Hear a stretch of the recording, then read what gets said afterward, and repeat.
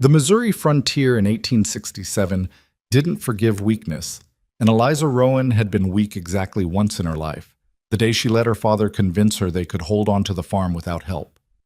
Now, standing in the doorway of their cabin with the smell of sickness thick in the air behind her, she watched the dust cloud from Garrett's horses fade into the prairie and knew that single moment of weakness was going to cost them everything. "Eliza?" Her father's voice scraped out from the bedroom, barely louder than the wind rattling the loose shingles. She didn't answer right away. Couldn't. Her throat was too tight with the kind of anger that had nowhere to go except inward, where it sat like a stone in her chest. "I'm here, Papa." Thomas Rowan had been a strong man once, tall, broad-shouldered, the kind of man who could work sunup to sundown and still have energy to teach his daughter how to read by candlelight. But consumption didn't care about strength. It had hollowed him out over the past 8 months, turning him into something fragile and gray, something that coughed blood into handkerchiefs and pretended not to see her washing them in the creek. She moved to his bedside, trying not to let her face show what she was thinking. The room was dim despite the afternoon sun. They'd sold the good curtains 3 months ago, but the flour sacks she'd hung in their place blocked the light just fine. "Was that Garrett?" he asked. "Yes." "What did he want?" Eliza sat on the edge of the bed, careful not to jostle him. "Same thing he always wants. Money we don't have." Thomas closed his eyes. His hand, thin as kindling, fumbled for hers. "I'm sorry, girl. I'm so sorry." "Stop." The word came out sharper than she meant it. She softened her voice. "You didn't do this. The drought did. The cattle fever did. You just got sick at the worst possible time." 48 hours, he said. It wasn't a question. She shouldn't have been surprised he'd heard. The walls were thin, and Garrett had a voice that carried. "Yes. And we have $17 and some change." They needed 800. The number sat between them like a living thing, too big to look at directly. Thomas was quiet for a long time. When he finally spoke, his voice had changed, gone flat. "There's the land itself. It's worth something." "Not enough, and even if it was, I'm not selling it out from under you." "Eliza." "No." She stood, needing to move before the helplessness could settle into her bones. "I'll figure something out." "There's nothing to figure out." He started to say more, but the coughing cut him off. Deep, rattling coughs that shook his whole frame. She grabbed the water basin, held it while he coughed into it, and tried not to look at the red that splattered against the white ceramic. When it passed, he lay back against the pillows, exhausted. "You should go to town," he whispered. "See if Martha will take you in. She's always said, 'I'm not leaving you. I'm already gone, girl, just taking my time about it.' Papa, listen to me." He gripped her hand with surprising strength. "If you stay here when the bank comes, they'll take everything and you'll have nothing. At least if you go now, you can start over somewhere. Maybe find work. Maybe what? Scrub floors? Take in laundry?" She pulled her hand free. "I'd rather burn the place down than hand it to Garrett." "Eliza Rowan, you listen." But she was already walking out, unable to hear another word about giving up. The afternoon air hit her face like cold water, clearing some of the thickness from her lungs. She stood on the porch, sagging boards that needed replacing, just like everything else around here, and looked out at the farm her father had built from nothing. 40 acres of stubborn prairie that fought them for every crop, a barn that leaned slightly to the left, fences held together with hope and wire. It wasn't much, but it was theirs, or it had been before the drought killed the wheat and the fever killed the cattle and the medicine for her father's lungs killed their savings. She was 23 years old, unmarried, and about to be homeless. In a town like Cedar Bluff, that made her either pathetic or scandalous, depending on who you asked. The sun was starting to sink toward the horizon when she finally went back inside. Her father was asleep, or pretending to be. She heated up the last of the soup, more water than vegetables at this point, and ate standing at the stove because sitting down felt like admitting defeat. 48 hours. She must have stared at that soup for 20 minutes, watching the thin broth cool and congeal, before the knock came at the door. For a wild second, she thought it might be Garrett coming back early, and her hand actually reached for the rifle by the door before she stopped herself. Shooting the bank's enforcer wouldn't solve anything, probably make things worse.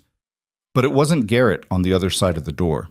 The man standing on her porch was tall, broad across the shoulders, in a way that spoke of real work, not just size. Dark hair, dark eyes, a face that might have been handsome if it wasn't so carefully blank. He wore good clothes, not fancy, but well-made, the kind that would hold up to hard use, and his boots had actual heels instead of being worn down to nothing. She didn't recognize him. "Miss Rowan?" His voice was low, rough-edged. "Who's asking?" "Name's Rhett Mercer. I've got a proposition for you." Every warning her mother had ever given her about strange men went off in her head at once. "Not interested." She started to close the door, but he spoke quickly. "It's about your father's debt." Her hand froze on the door. "What about it?" "I'd like to pay it off." The world seemed to tilt slightly. "Why?" "Because I need a wife, and you need money." Seems straightforward enough. For a moment, she just stared at him. Then she laughed, a sharp, bitter sound that surprised them both. "You're insane." "Practical. You don't even know me. I know you're about to lose everything. I know you've been running this farm almost single-handed for 8 months while your father dies by inches. I know you threatened to shoot Samuel Garrett last month when he tried to repossess your plow horse." He paused. "I know you're smart enough to recognize an opportunity when you hear one." The anger that had been simmering all day suddenly boiled over. "Opportunity? You think I'm so desperate I'd just, what, marry some stranger who shows up at my door like he's buying cattle?" "Yes." He said it simply, without malice. "I think you're exactly that desperate, because if you weren't, you wouldn't still be standing here listening to me." She wanted to hit him, wanted to slam the door in his face and pretend this conversation had never happened, but he was right, and they both knew it. "Why?" she asked again. "Why do you need a wife badly enough to pay $800 for one?" Something flickered in his expression, too fast to read. "My reasons are my own, but I can promise you this. I'll clear your father's debt completely. I'll make sure he has medicine and a doctor for whatever time he has left. And in 6 months, if you want to leave, I won't stop you." 6 months. That's all I'm asking. 6 months of marriage. If you hate it, you walk away with enough money to start over anywhere you want. If you don't, he shrugged, we figure it out from there. It was insane. Completely insane. But the rifle barrel from that afternoon flashed through her mind again, along with the smile on Garrett's face and the sound of her father coughing blood in the next room. "I need to think about it," she said. "You've got until tomorrow night. After that, the offer expires." "Why tomorrow?" "Because that's when I leave, with or without a wife." He turned to go, then paused. "For what it's worth, Miss Rowan, I'm not a good man, but I'm not a cruel one either. I won't hurt you, and I won't force you into anything you don't agree to. That's the best promise I can make." Then he was gone, walking back toward a horse she hadn't even noticed tied to the fence post. A good horse, she noticed. Well-fed, well cared for. The kind of horse that cost real money. She stood in the doorway long after he'd ridden away, watching the sky turn from blue to purple to black. Inside, her father called for her. She went to him, helped him drink some water, listened to him apologize again for things that weren't his fault. And all the while, Rhett Mercer's words echoed in her head. "I think you're exactly that desperate." She hated that he was right. Sleep didn't come that night. She lay in her narrow bed, staring at the ceiling and listening to her father's labored breathing through the thin wall, and tried to think of any other option. Any way out that didn't involve marrying a complete stranger. By dawn, she still hadn't found one. Thomas was awake when she brought him breakfast. Thin oatmeal and weak tea, the best she could manage. He looked at her face and knew immediately that something had changed. "What happened?" he asked. She told him. All of it. The stranger's offer, the promise of money, the 6-month term. She expected him to be angry, or horrified, or to forbid it outright. Instead, he was quiet for a long time. Then, "What do you know about this man?" "Nothing, that's the problem." "Then find out." He struggled to sit up, and she helped him, propping pillows behind his back. "You've got until tonight, don't you? Go into town, ask around.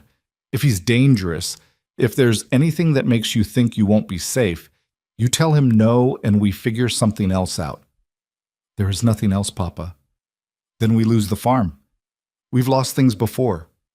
But never like this, never everything at once."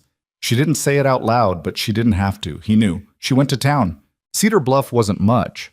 A main street with a general store, a bank, a church, 2 saloons, and a scattering of other buildings that served the ranchers and farmers scattered across the surrounding territory. It was the kind of place where everyone knew everyone else's business, which meant finding information about Rhett Mercer should have been easy. It wasn't. The man at the general store had never heard of him. Neither had the blacksmith or the postmaster or any of the 3 people she managed to corner outside the church. It was like Rhett Mercer didn't exist.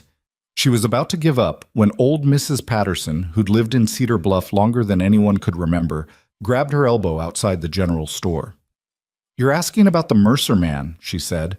It wasn't a question. "You know him?" "Know of him. Got a place up in the mountain country, past the northern ridge. Keeps to himself mostly. Comes to town maybe twice a year for supplies." "What kind of place?" Mrs. Patterson shrugged. "Ranch, I think. Or mine. Something up there. Nobody goes that far into the mountains much, so there's not a lot of talk about it." "Is he—" Eliza hesitated, trying to figure out how to ask the question. "Is he dangerous?" The old woman gave her a sharp look. "Why are you asking? He made me an offer. I'm trying to decide if I should take it." "What kind of offer?" "The kind I can't afford to refuse." Mrs. Patterson was quiet for a moment, studying Eliza's face. Then she nodded slowly. "I can't tell you he's a good man. Don't know him well enough. But I can tell you I've never heard stories about him being violent or cruel, and I've never seen him drunk, which is more than I can say for most men around here." She paused. "Whatever he offered you, girl, make sure you know what you're trading for it. Once you're married, you're his. Law says so." "I know. Do you?" The old woman's grip tightened. "My daughter married a man who seemed kind enough. Turned out he had a temper once he got her alone. She died 3 years later, and everyone pretended it was an accident." Ice ran down Eliza's spine. "I'm sorry." "Don't be sorry. Be smart." Mrs. Patterson released her arm. "Whatever you decide, make sure it's with your eyes open." Eliza thanked her and walked back toward home, her mind churning. The lack of information should have been reassuring. No horror stories, no warnings about violence or cruelty. But it also meant she'd be marrying a ghost, a man who existed in rumors and absences, who kept himself so far from civilization that even the town gossips didn't know his business. The sun was setting when she reached the farm. Her father was sitting up in bed, which was a good sign, and he watched her face carefully as she came in. "Well?" he asked. "Nobody knows him. He's got a place in the mountains. That's all anyone could tell me." Thomas nodded slowly. "So you're deciding blind?" "Yes." "What does your gut say?" She thought about it. Really thought about it. Tried to separate the desperation from the instinct, the fear from the truth. "My gut says he was honest. When he told me he wasn't a good man but wasn't cruel, I believed him."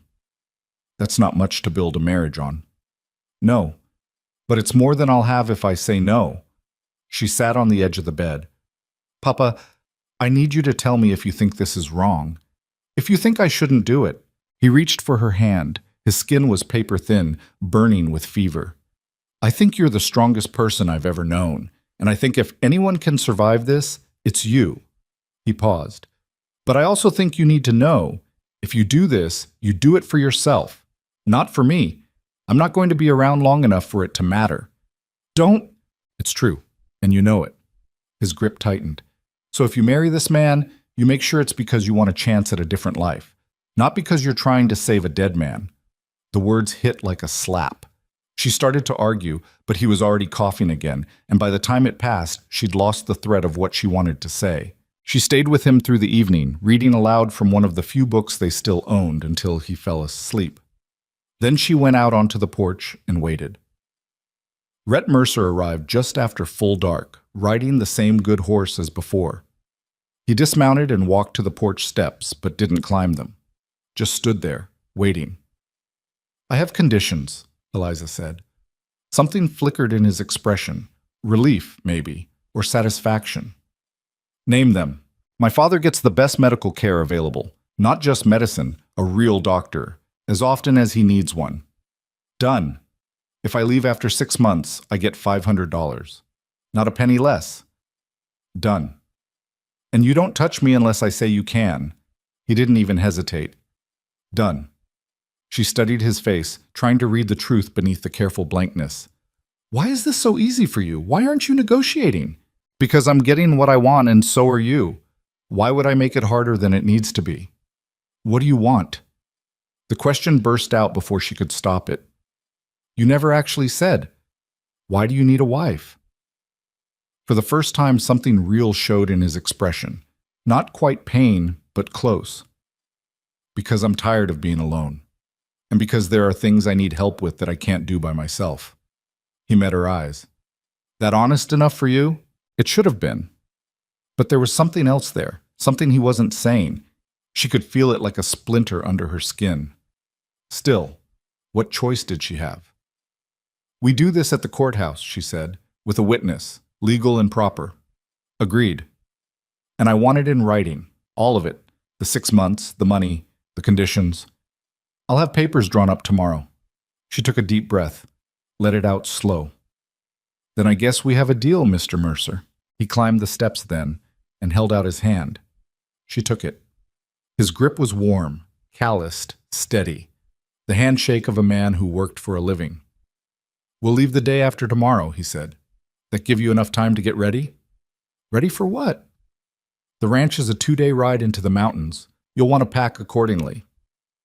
2 days into the mountains, away from everything and everyone she knew, with a man who was still fundamentally a stranger.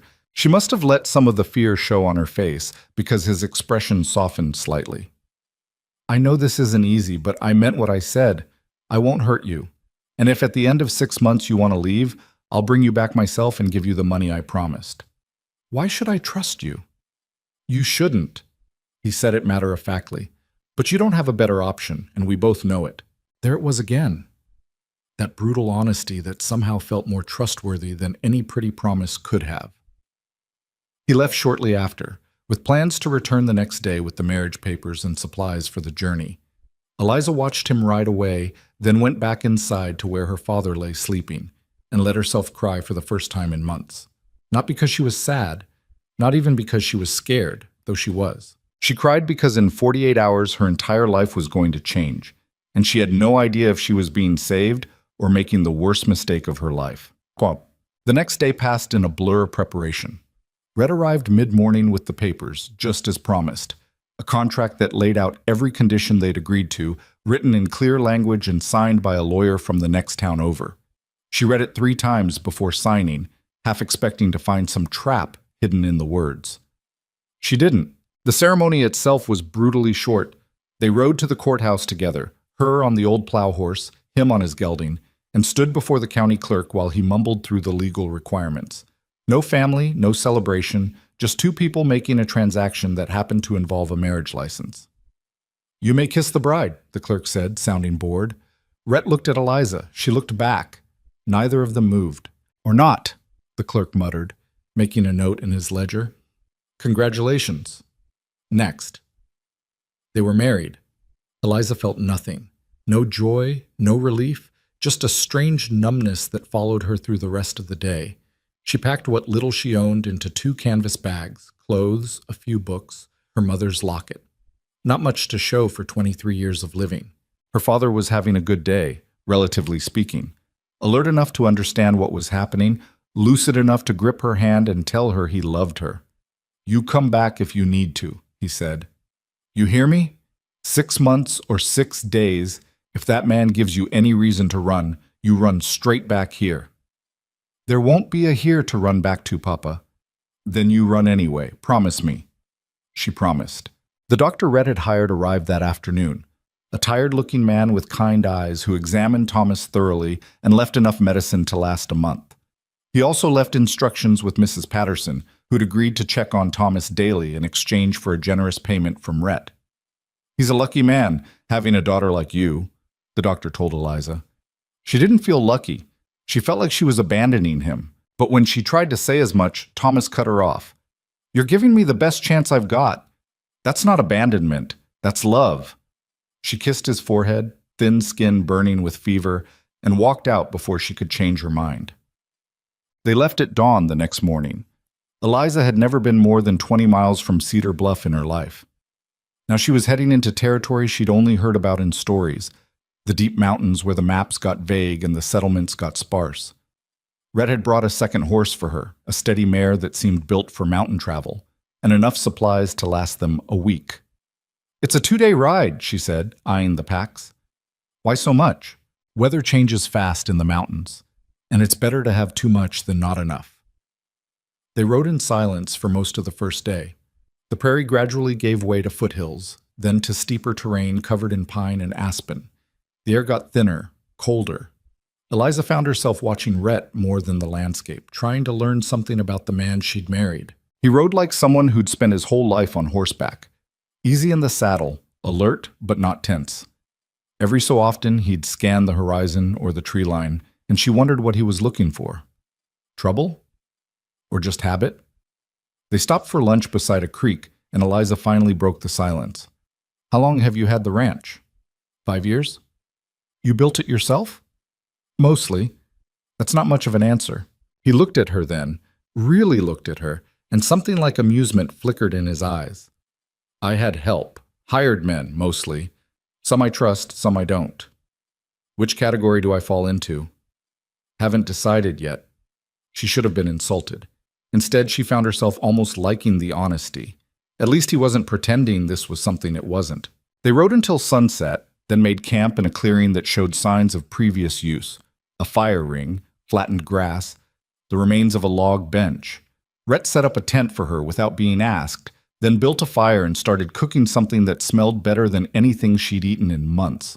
"Rabbit stew," he said, noticing her watching. "And biscuits if you're hungry." She was hungry. Starving, actually. She couldn't remember the last time she'd had a full meal. They ate in comfortable silence, the fire crackling between them. And for the first time since this whole insane plan had started, Eliza felt something almost like hope. Maybe this wouldn't be terrible. Maybe she could survive 6 months with this quiet, careful man who kept his promises and made good stew.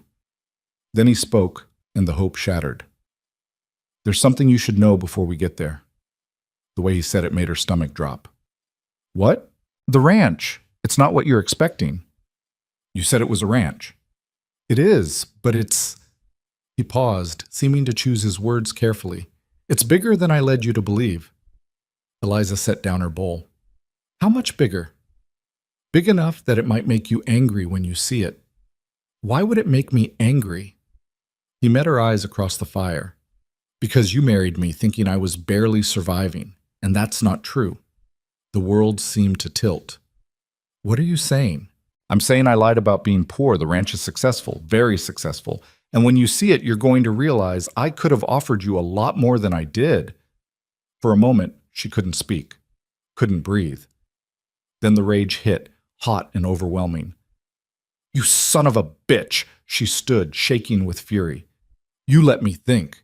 You stood there and let me believe you were some desperate rancher barely scraping by, and all this time, I didn't say I was poor. You assumed it. You lied by omission, and you damn well know it." She wanted to hit him, wanted to scream. "Why? Why would you do that?"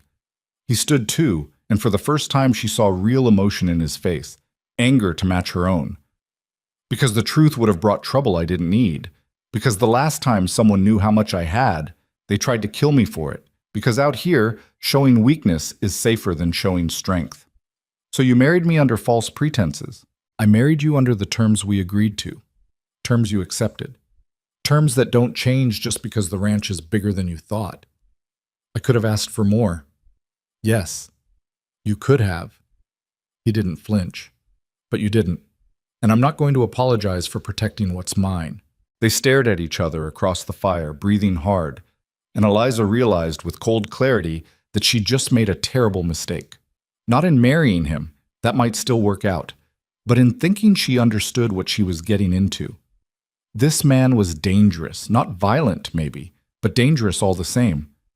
"I want to go back," she said. "No. You can't keep me here." "I can't know.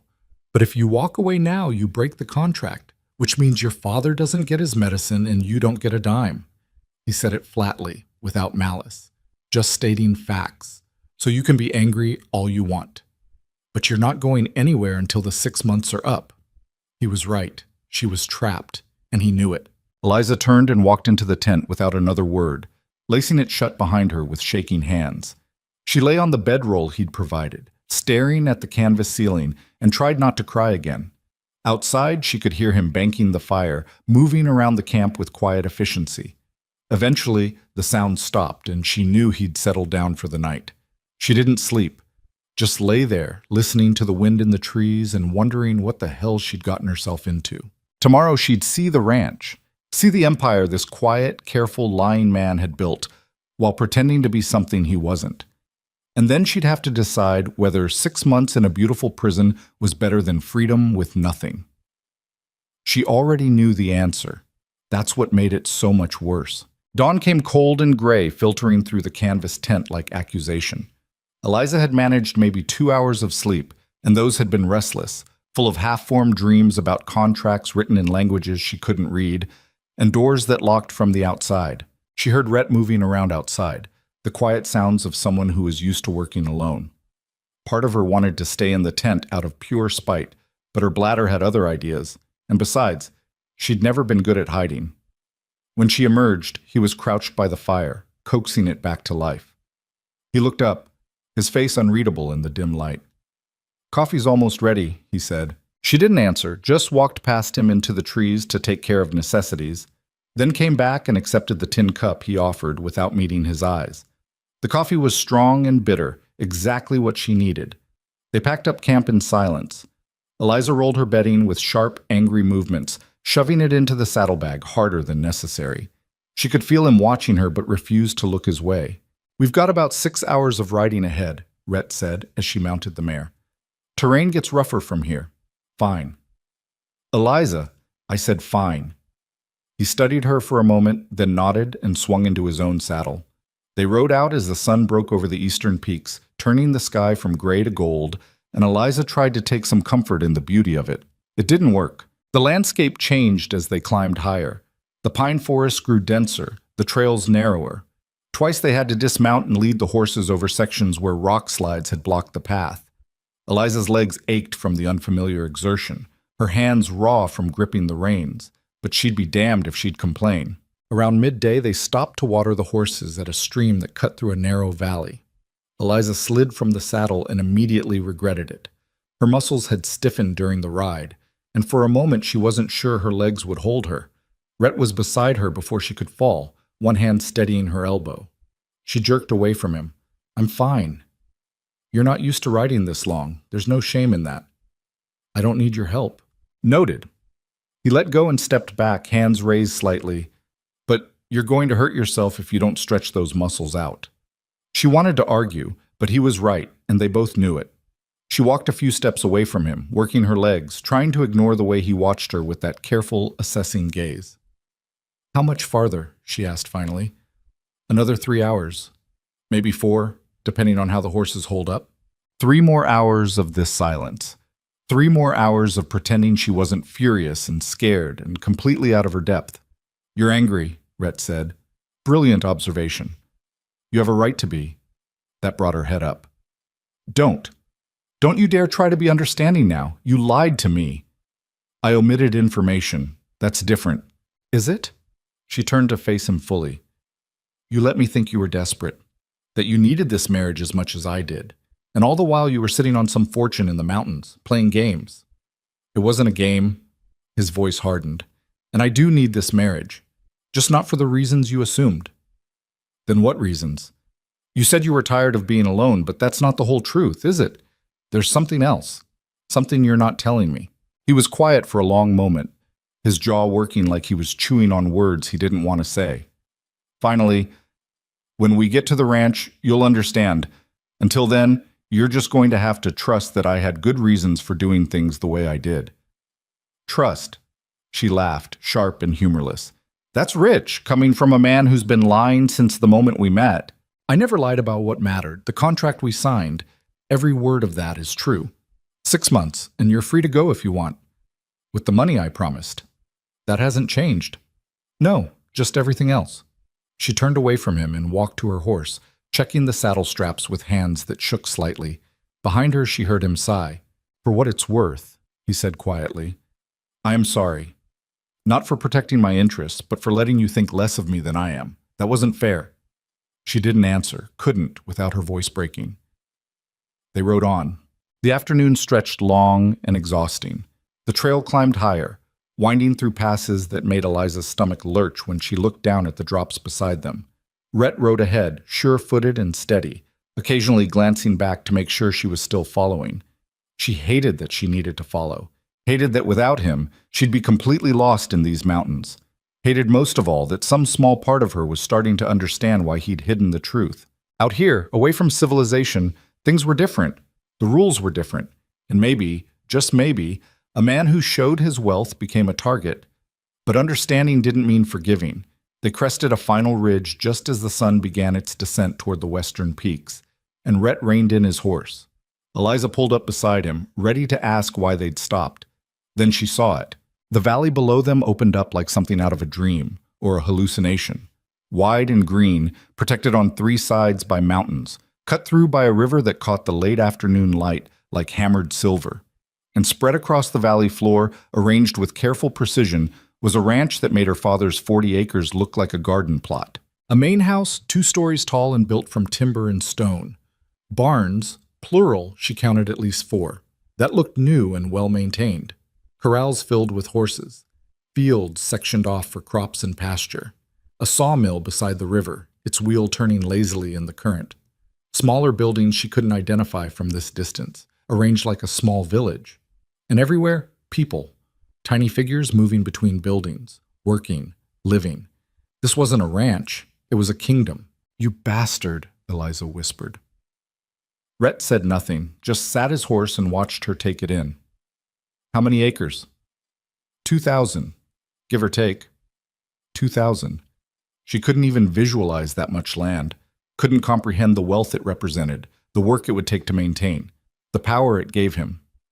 "How many people work for you?" 30 year-round, more during harvest season. 30 people.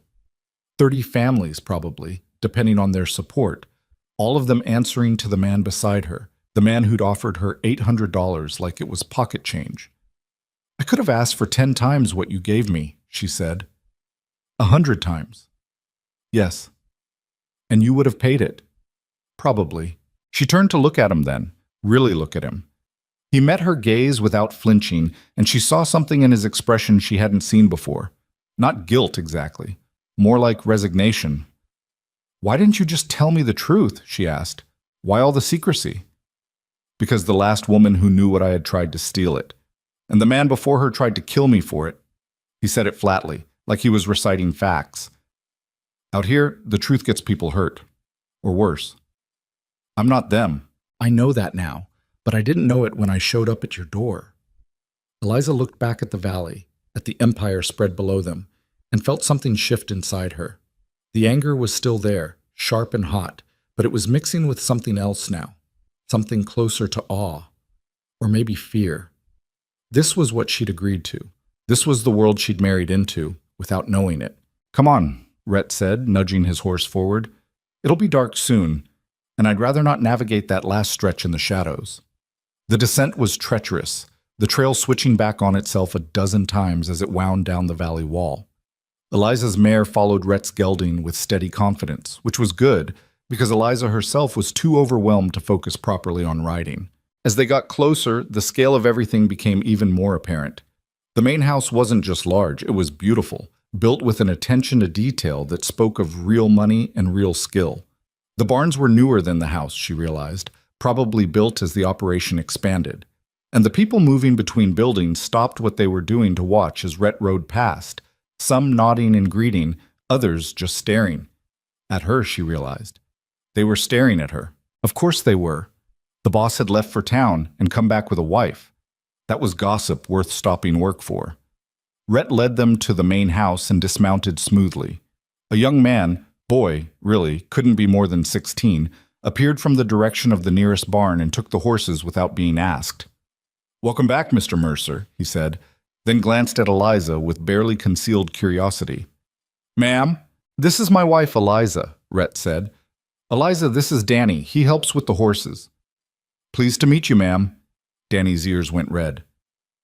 "You too," Eliza managed. She slid from the saddle, managed not to stumble this time, and followed Rhett up the steps to the front door. Her legs felt like water, her head light from exhaustion and shock. The inside of the house was worse than the outside.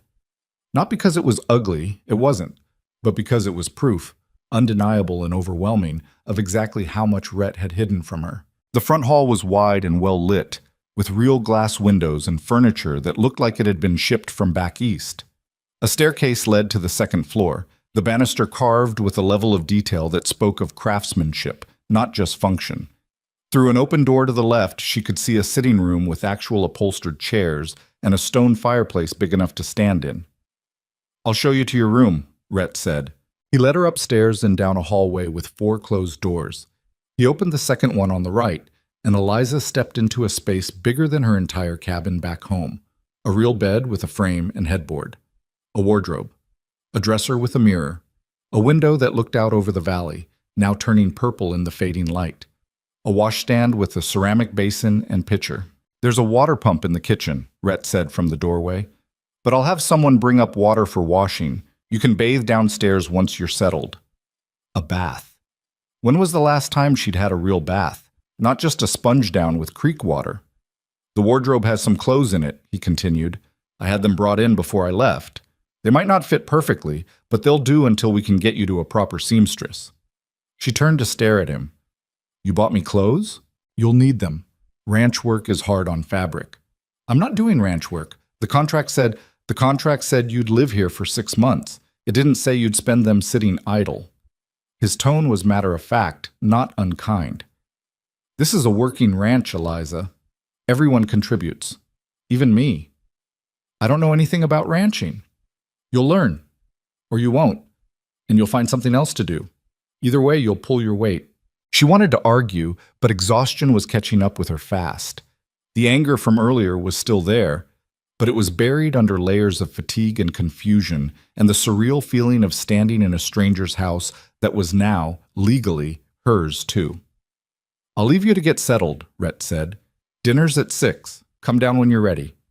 He left, closing the door behind him with a quiet click. Eliza stood in the middle of the room for a long moment, just breathing. Then she walked to the bed and sat down on it, testing the mattress. It was soft. Real feathers, not straw. She wanted to cry, wanted to scream, wanted to throw something at the wall just to hear it break. Instead, she lay back on the bed and stared at the ceiling, trying to make sense of what her life had become in the span of 48 hours. She must have dozed off, because the next thing she knew, someone was knocking on the door. She sat up, disoriented, the room darker now. "Yes?" The door opened a crack and a woman's face appeared. Dark hair streaked with gray, brown skin weathered by sun and wind, eyes that were sharp but not unkind. "I'm Rosa," the woman said. "Mr. Mercer said you'd want water for washing." She pushed the door open fully and came in carrying a large pitcher, which she poured into the basin on the washstand. Behind her came a younger woman, a girl, really, maybe 18, with another pitcher and a stack of towels. "This is my daughter Maria," Rosa said. "We keep house here. Well, try to. Men make terrible messes." Maria giggled, then caught herself and ducked her head shyly. Eliza stood, smoothing her travel-worn dress self-consciously. "Thank you. I didn't expect—" "Of course you didn't." Rosa set the empty pitcher down and gave Eliza a frank assessment. "You didn't expect any of this, did you?" It wasn't really a question, but Eliza answered anyway. "No." "Well, you're here now. Might as well make the best of it." Rosa moved toward the door, then paused. "Dinner's in 20 minutes. I'd change if I were you. Those trail clothes will have the men staring, and not in a good way."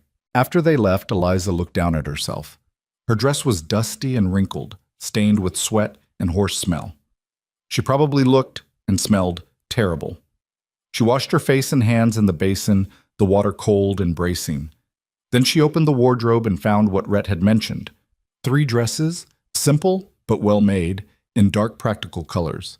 She chose the plainest one, a brown cotton that looked like it would survive work without showing every stain. It fit reasonably well, a bit loose in the waist, but nothing scandalous.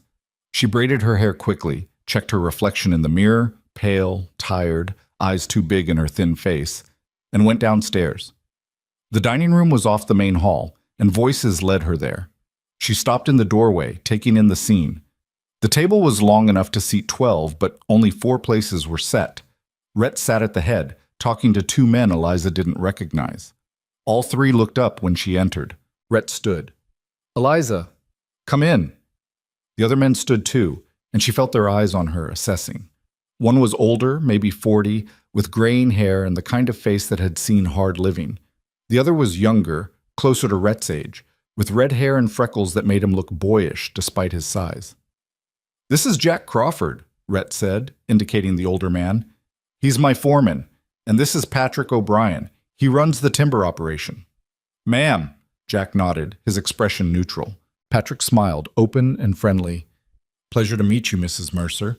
Rhett didn't tell us he was bringing back a wife." "Rhett didn't tell me much either," Eliza said before she could stop herself. An awkward silence fell.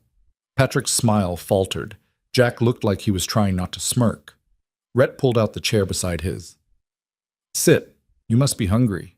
She was, actually. Starving. She took the seat and tried not to fidget as Rosa and Maria brought out food. Roasted chicken, potatoes, vegetables that actually had flavor, bread that was still warm from the oven. More food than Eliza had seen in one place in months. "So," Patrick said as they served themselves. "Where are you from, Mrs. Mercer?" "Cedar Bluff." "That's 2 days' ride from here. You got family there?" "My father." "What brings you all the way out here?" Patrick's tone was casual, but Eliza could hear the real question underneath. "What the hell are you doing married to Rhett Mercer?" "Patrick," Jack's voice held a warning. "What? I'm just making conversation." "It's fine," Eliza said. She looked directly at Patrick. "I needed money. Rhett needed a wife. It seemed straightforward." You could have heard a pin drop. Patrick's fork froze halfway to his mouth. Jack coughed into his napkin. Even Rosa, bringing more bread from the kitchen, paused mid-step. Rhett, to his credit, didn't react at all, just continued eating like she'd commented on the weather. "Well," Patrick said finally, "that's honest." "I try to be." The rest of the meal passed in stilted conversation, mostly between the men about ranch business, cattle counts, timber contracts, something about a fence that needed mending on the north pasture. Eliza ate in silence, listening, trying to build a picture of this place in her head. It was complex, more complex than she'd imagined. The ranch wasn't just raising cattle and horses. They had timber operations, which meant logging and sawmill work. They had crops, winter wheat from what she could gather. They had contracts with someone named Harrison for something involving the railroad, though that part of the conversation got tense and they changed subjects quickly. "We need to talk about the Morgan situation," Jack said, as Rosa cleared the plates. "Not now," Rhett said. "It can't wait much longer. He's getting bold." "I said not now." Jack's jaw tightened, but he nodded and stood. "If you'll excuse me, ma'am, nice to meet you." Patrick followed him out, leaving Eliza alone with Rhett at the big table. "Who's Morgan?" she asked. "A problem." "What kind of problem?" "The kind you don't need to worry about." He stood. "You should get some rest. Tomorrow will be long."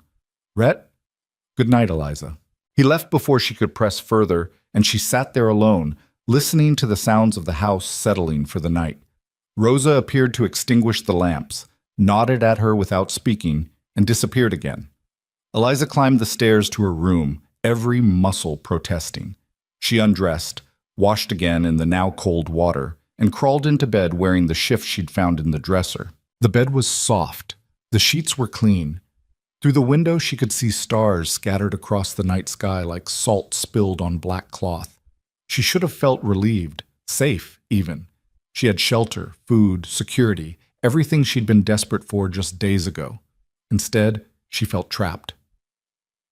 In the morning, she woke to sunlight streaming through the window and the sound of voices outside. She dressed quickly in one of the work dresses from the wardrobe and went downstairs. The house was empty.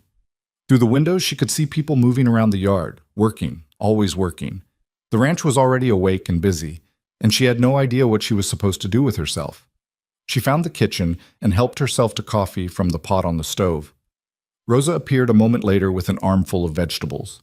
"You're up," she said. "Good. Can you cook?" "Yes." "Thank the saints. Maria tries, but she burns everything. Rosa dumped the vegetables on the table. We feed 30 men, 3 times a day. More during harvest. You can help or you can stay out of the way, but those are your only choices. Eliza looked at the pile of vegetables, then at Rosa's no-nonsense expression, and made a decision. Where do you want me to start? Rosa's face softened slightly. Potatoes. Peel them. We'll need about 20 pounds for lunch. So Eliza peeled potatoes, and after that she chopped carrots, and after that she helped knead dough for bread. By noon her hands were cramping and her back ached, but there was something almost soothing about the work. It was simple, clear, unlike everything else in her life right now. The men came in for lunch in shifts, filling the dining room with noise and appetites. Eliza stayed in the kitchen, helping Rosa and Maria serve, and tried not to meet anyone's eyes when they stared at her. They're curious, Rosa said, seeing her discomfort. They'll get over it. How long have you worked here? Eliza asked. 4 years, since Mr. Mercer bought the mill. Rosa wiped her hands on her apron. He's a good man, even if he's difficult. Pays fair, doesn't cheat. That's rare out here. Do you know why he needed a wife? Rosa gave her a long look. That's between you and him. Everyone keeps saying that. Because it's true. Rosa turned back to the stove. Whatever his reasons, they're his to tell, not mine. Eliza helped clean up after lunch, then Rosa shooed her away. Go explore, learn the place. You can't hide in my kitchen forever. So Eliza went outside into the afternoon sun and started walking. The ranch was even bigger up close than it had looked from the ridge. She counted 6 barns total, each dedicated to different functions: horses, cattle, storage, equipment, hay, and one she couldn't identify. The sawmill was a massive operation, the wheel turning constantly, the sound of cutting wood carrying across the valley. Men nodded at her as she passed, some friendly, some wary. She found the vegetable garden behind the main house, bigger than her father's entire farm. Found the chicken coops, the root cellar, the bunkhouse where the unmarried workers slept. She was examining the fence around one of the corrals when a voice behind her made her jump. It's good construction, cost a fortune, but it'll last. She turned to find Patrick O'Brien leaning against a fence post, his red hair bright in the sun. Sorry, he said. Didn't mean to startle you. It's fine. How are you settling in? I've been here less than a day. Ask me again in a week. He grinned. Fair enough. He pushed off the post and came to stand beside her. For what it's worth, I think you handled dinner pretty well last night. Most women would have pretended it was a love match. I'm not most women. I can see that. He was quiet for a moment. Listen, I know this place can be overwhelming, and Rhett's not exactly warm, but he's a good man, better than most. You're the second person to tell me that today. Because it's true. Patrick's expression turned serious. He's got his reasons for being the way he is, and maybe someday he'll tell you what they are. But until then, try not to judge him too hard. Why does everyone defend him like he's some kind of saint? He lied to me. Did he? Or did he just not tell you everything? Patrick held up a hand before she could answer.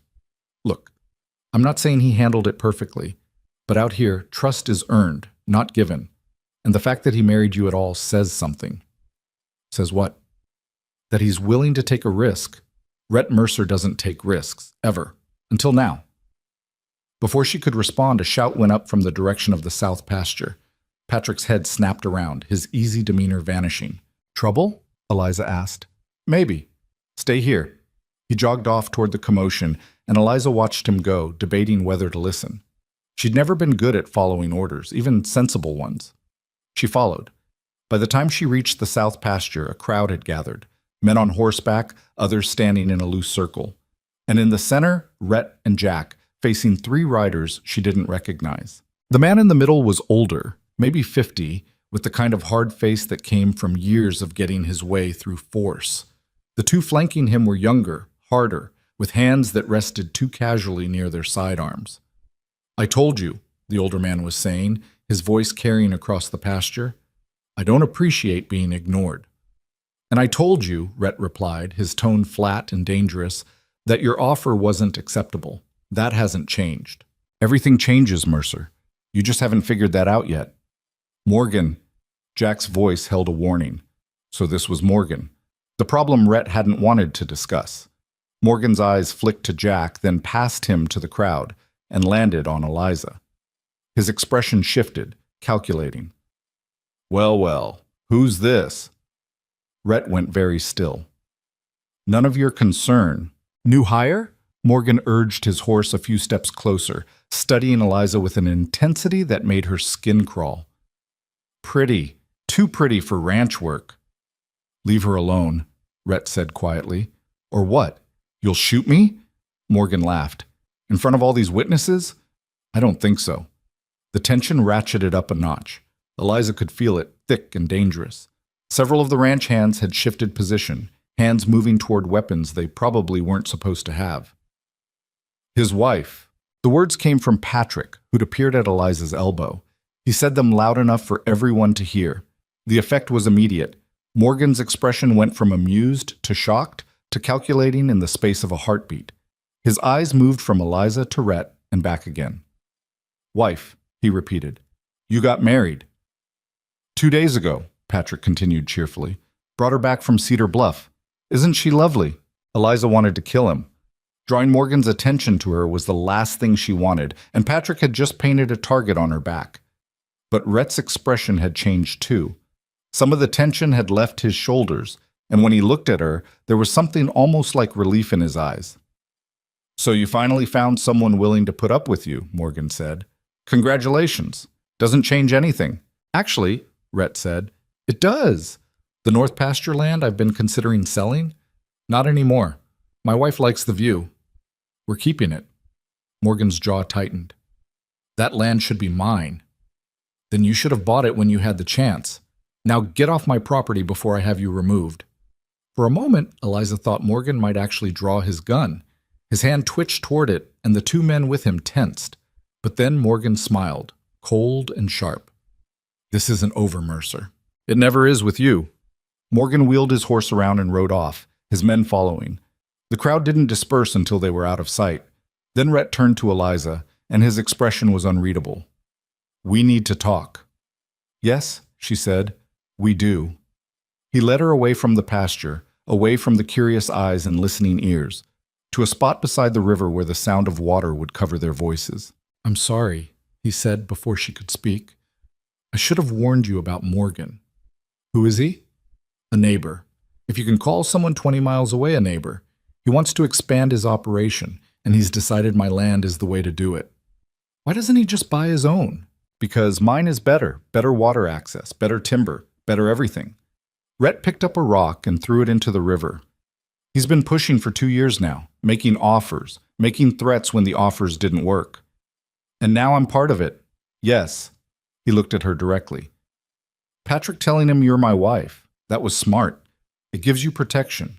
Morgan won't touch you now because hurting you would give me grounds to go after him publicly. I don't want to be a chess piece in whatever game you're playing with that man. You already are. The moment you married me, you became part of this. His voice was matter of fact, not apologetic. I'm sorry if that's not what you signed up for, but it's the truth. Eliza stared at him, at this man who kept revealing new layers of complication every time she thought she understood him. What else haven't you told me? A lot. That's not good enough. It'll have to be, for now. He started walking back toward the house, then paused. For what it's worth, you handled that well. Standing there, not backing down. Morgan respects strength. He'll think twice before coming after you directly. How comforting. It should be. Out here, reputation is everything, and right now your reputation is that you're strong enough to stand beside me. That's worth more than you know. He left her standing by the river, and Eliza watched the water rush past, carrying away debris and sediment, wearing down the rocks one grain at a time. That's what this place would do to her, she realized. Wear her down, change her, turn her into something she didn't recognize. The question was whether she'd fight it or let it happen. She didn't have an answer yet. The days that followed Morgan's visit settled into an uneasy rhythm that felt less like living and more like waiting for something to break. Eliza threw herself into work because it was easier than thinking, helping Rosa in the kitchen, learning the patterns of the ranch, mapping out in her head where everything was and who did what. She learned that Danny wasn't just a stable boy, but had a gift for gentling horses that had been ruined by rough handling. That Maria could sew better than anyone Eliza had ever met, but couldn't carry a tune to save her life. That Jack Crawford had a wife and 2 daughters living in a cabin on the eastern edge of the property, and he walked home to them every night no matter how late the work ran. She learned the ranch ran on schedules as precise as clockwork: breakfast at 5 for the men who worked the livestock, lunch at noon, dinner at 6. In between, there was always something that needed doing: fences that needed mending, equipment that needed repair, animals that needed tending. The work never stopped, and neither did the people doing it. What she didn't learn was anything more about Rhett. He was gone most days, riding out early and coming back late, and when he was around, he was surrounded by Jack or Patrick or one of the other men discussing things that stopped the moment she came within earshot. At meals, he was polite but distant, asking her how she was settling in with the kind of formal courtesy you'd use with a house guest, not a wife. She told herself it didn't matter. This was a business arrangement, nothing more. 6 months and she'd be gone. But it bothered her anyway. A week after Morgan's visit, Eliza was in the garden pulling weeds when Rosa found her. "Mr. Mercer wants to see you in his office." Eliza sat back on her heels, wiping dirt from her hands. "Office?" "Off the library, east side of the house." Rosa's expression was unreadable. "He doesn't usually call people to the office unless it's serious." That was comforting. Eliza stood, brushed off her skirt, and went inside, following Rosa's directions to a room she'd passed several times but never entered. The door was half open, and she could see Rhett sitting behind a desk covered in papers, his attention focused on something he was reading. She knocked on the door frame. He looked up. "Come in. Close the door." She did, suddenly aware of how alone they were. This was the first time they'd been in a room together without other people nearby since their wedding night, and the memory of that argument by the campfire sat between them like a third presence. "Sit." He gestured to the chair across from his desk. She sat, folding her hands in her lap to keep them still. "What's this about?" "I got word from Cedar Bluff today." He picked up a letter from the desk. "Your father's doing well. The doctor says the medicine is helping." Relief flooded through her so fast it left her dizzy. "He's improving. Stable, which is better than declining." Rhett set the letter down. "Mrs. Patterson sends her regards. She says to tell you the chickens are still alive, which apparently is significant." Despite everything, Eliza almost smiled. Her father's chickens were notoriously difficult to keep alive. "They are. The doctor will continue visiting twice a week. If anything changes, they'll send word immediately." "Thank you." The words felt inadequate, but they were all she had. "That's not why I called you in here." Rhett leaned back in his chair, studying her. "I need to know if you can ride." "I can sit on a horse without falling off." "That's not what I asked." "Then no." "Not well." "Can you shoot?" The question caught her off guard. "A rifle, yes. My father taught me. I'm not great, but I can hit what I'm aiming at if it's not too far away." "Good. Starting tomorrow, you're going to learn to do both properly." He held up a hand before she could protest. "It's not optional. If you're going to live here, you need to be able to defend yourself and move independently. This isn't Cedar Bluff. There are bears in these mountains, cougars, and men worse than either of those." Morgan, among others. His expression hardened. Morgan's got a reputation for going after anything he thinks might give him leverage. Right now, the fact that you're my wife protects you. But only if people believe you're actually my wife, not just some woman I'm keeping around. What's that supposed to mean? It means we need to be seen together, in public, acting like we're actually married. Heat crept up Eliza's neck. "You want me to pretend we're in love?" "I want you to pretend we tolerate each other. Love would be overselling it." He said it without humor. "There's a gathering in 3 weeks. Harrison's throwing it at his place. He's the one with the railroad contracts. Everyone who matters will be there, and they'll all want to see my new wife. And if I refuse, then you make both of us look weak, and Morgan will take that as an invitation to push harder." Rhett's voice was flat. "I'm not asking you to like it. I'm telling you what needs to happen." Eliza wanted to argue, wanted to throw his words back at him and remind him that the contract didn't say anything about playing dress-up for his business associates. But he was right, and they both knew it. She'd walked into this world knowing nothing, and ignorance out here could get you killed. "Fine," she said. "I'll go to the gathering. I'll smile and play the dutiful wife. But after that, you owe me an explanation." For what? For all of it. Why you really needed to get married. What Morgan actually wants. Why everyone here treats you like you're one wrong move away from violence. She leaned forward. I'm not stupid, Rhett. I see the way Jack watches the road. The way the men all carry guns even though this is supposed to be a working ranch. Something's wrong here, and I'm tired of being kept in the dark. For a long moment he just looked at her. Then he stood and walked to the window, staring out at the valley. You're right, he said finally. You deserve to know, but not yet. Not until after Harrison's gathering. Why? Because what you don't know can't slip out in conversation. And Harrison's place will be full of people looking for any advantage they can find. He turned back to face her. 3 weeks. That's all I'm asking. After that, I'll tell you everything. It wasn't good enough. But looking at his face, at the tension in his jaw, the wariness in his eyes, Eliza realized he wasn't going to budge. Whatever he was protecting, it mattered more than her frustration. 3 weeks, she said, and then no more secrets. No more secrets, he agreed. She stood to leave, but his voice stopped her at the door. Eliza? She turned. For what it's worth, I am sorry. For all of it. She didn't know what to say to that, so she said nothing. Just walked out and closed the door behind her, leaving him alone with whatever ghosts he was keeping company with. The next morning, Jack showed up at the house before dawn with 2 horses saddled and ready. Boss says you need to learn to ride properly, he said without preamble. That means we start now, before the heat sets in. Eliza, still half asleep and resentful about being dragged out of bed at an unholy hour, considered telling him exactly where he could put that horse. But she'd agreed to this, and backing out now would only prove she couldn't handle it. So she climbed into the saddle and followed Jack out into the pre-dawn darkness, her body already protesting the early hour and the familiar ache of unfamiliar muscles being asked to work. Jack wasn't cruel, but he wasn't gentle either. He put her through her paces with the efficiency of someone who'd done this before, teaching her how to sit properly, how to use her legs instead of just her hands, how to read the horse's body language and respond to it. By the time the sun was fully up, Eliza's thighs were screaming, and she was pretty sure she'd developed blisters in places she didn't know could blister. You're not terrible, Jack said as they walked the horses to cool them down. You've got decent balance. You just need practice. How long did it take you to learn? I grew up on a horse, so never really learned, just always knew. He glanced at her. But I've taught plenty of people who didn't. You'll get there. How long? Couple months if you practice every day. Less if you're motivated. They rode every morning after that, sometimes with Jack, sometimes with Patrick when Jack was needed elsewhere. Eliza learned to handle different horses, different terrain, different situations.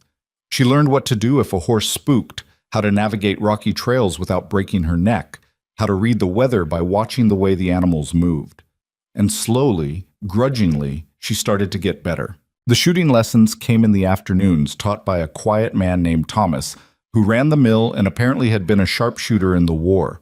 He set up targets in a clearing away from the main buildings and handed Eliza a rifle that was better maintained than any she'd ever touched. Your father taught you to shoot for food, Thomas said, watching her check the rifle with the automatic caution her father had drilled into her. I'm going to teach you to shoot for survival. It's different. He was right. Shooting at targets was one thing. Learning to shoot fast, to reload under pressure, to hit something that might be moving or shooting back, that was something else entirely. Thomas pushed her harder than Jack had, demanded more precision, more speed, more consistency.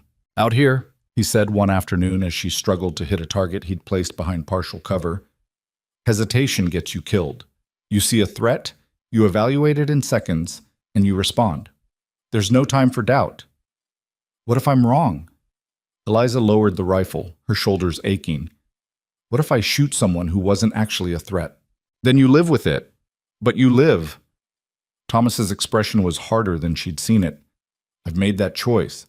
So has Rhett. So has every man on this ranch who's worth a damn. The question isn't whether you'll have to make it. It's whether you'll be able to pull the trigger when the time comes. The words haunted her through the rest of the lesson and into the evening. She'd never thought of herself as violent, but out here, violence wasn't optional. It was currency, the price of survival. She was cleaning the rifle in the barn when Rhett found her. Thomas says you're a quick study, he said, leaning against a support beam. Thomas is generous. He's honest. If you were bad, he'd tell you. Rhett watched her work for a moment. How are the writing lessons going? I haven't fallen off in 3 days. That's progress. It is. He was quiet for a beat. Jack says you asked him about the property boundaries. I wanted to know where I'm allowed to go. You can go anywhere on the ranch, but don't cross the northern boundary without someone with you. That's Morgan's land. Eliza set down the cleaning rod. How big is his operation? Bigger than mine. More land, more cattle, more men. Rhett's jaw tightened. But his land is worse, drier, less timber. The river that cuts through my property? It starts on his land, but the best access points are all on mine. That's what he wants, water rights. Can't he just dig wells? He's tried. The water table's too deep in most places, and where it's not, the water's alkaline. Undrinkable for livestock. Rhett pushed off the beam. He's been trying to buy me out for 2 years. When that didn't work, he started trying to force me out. How? Sabotage. Rumors. Anything to make my operation look unstable or dangerous to potential buyers and partners. His expression darkened. Last year, he tried to block my timber contracts by spreading stories that my mill was producing substandard lumber. Cost me 3 months of income before I could prove it was lies. And you think marrying me helps with that somehow? I know it does. Marriage means stability. It means I'm building something permanent, not just trying to cash out and run. It makes me harder to displace. He met her eyes. It also means Morgan can't claim I'm running some kind of criminal operation or house of ill repute. Those rumors were starting to circulate too. Eliza felt heat rise in her face. Because you're unmarried and successful? Because I'm unmarried and private. People fill in blanks with whatever serves their purposes. He moved toward the barn door. Anyway, thought you should know what you're up against at this gathering. Harrison's crowd is more sophisticated than Morgan, but they're just as dangerous in their own way. What do you mean? I mean, they'll smile while they pick you apart. They'll ask questions that sound innocent, but are designed to make you slip up. And they'll be watching everything. How you dress, how you speak, how you interact with me, looking for any sign of weakness they can exploit. Sounds delightful. It's necessary. His tone made it clear the conversation was over. Rosa will help you get ready. She knows how these things work. He left, and Eliza sat in the quiet barn surrounded by the smell of horses and hay and gun oil, wondering what the hell she'd gotten herself into. This wasn't just a marriage of convenience, it was warfare, and she was a weapon he'd acquired to fight it. The question was whether she was sharp enough to be useful or whether she'd break the first time someone tested her edge. The weeks leading up to Harrison's gathering passed in a blur of preparation that felt increasingly surreal. Rosa took over Eliza's wardrobe with the intensity of a general planning a campaign, bringing in a seamstress from a town 2 days' ride away to create a dress that was, in Rosa's words, appropriate for the wife of a successful rancher. The result was beautiful and uncomfortable in equal measure, deep green silk that brought out the color in Eliza's eyes, with details that must have cost a small fortune. When Eliza protested the expense, Rosa just shook her head. "This isn't about you looking pretty," she said, pinning the hem. "This is about you looking like you belong. There's a difference." "I don't belong." "Then you better learn to fake it, because these people will eat you alive if they smell weakness." Maria, working on the sleeve details, nodded fervently. Mrs. Harrison once made a woman cry just by commenting on her gloves. "That's horrible," Eliza said. "That's society," Rosa corrected. "And you're part of it now, whether you like it or not." Eliza practiced riding until her body stopped aching and started just accepting the motion as normal. She practiced shooting until she could hit a target the size of a man's chest from 50 yards without thinking about it. And she practiced being Rhett's wife, which was harder than either of the other two. They started taking meals together, just the two of them, in the dining room. Rosa insisted it was important that they learn to talk to each other without the buffer of other people, and she was right. The first few dinners were excruciating, long silences punctuated by stilted conversation about the weather or the ranch operations. But slowly, painfully, they started to find a rhythm. Rhett told her about the timber contracts he was negotiating, the challenges of running an operation this size with the constant threat of sabotage hanging over it. Eliza told him about Cedar Bluff, about her father's farm, about the small struggles that had seemed so overwhelming before she saw what real problems looked like. "You miss it," Rhett said one evening. watching her face as she talked about the way the wheat fields looked at sunset. "I miss simple," she admitted. "I miss knowing what my life was going to look like tomorrow." "Is this really so bad?" She considered the question honestly. "No, it's just different, and difference is hard." He smiled, a small, rare thing that transformed his face from severe to almost handsome. "I can't argue with that." 3 days before the gathering, a writer came from Cedar Bluff with a letter from Mrs. Patterson. Eliza's hand shook as she opened it, terrified of what it might say. But the news was good. Her father was stable, even improving slightly.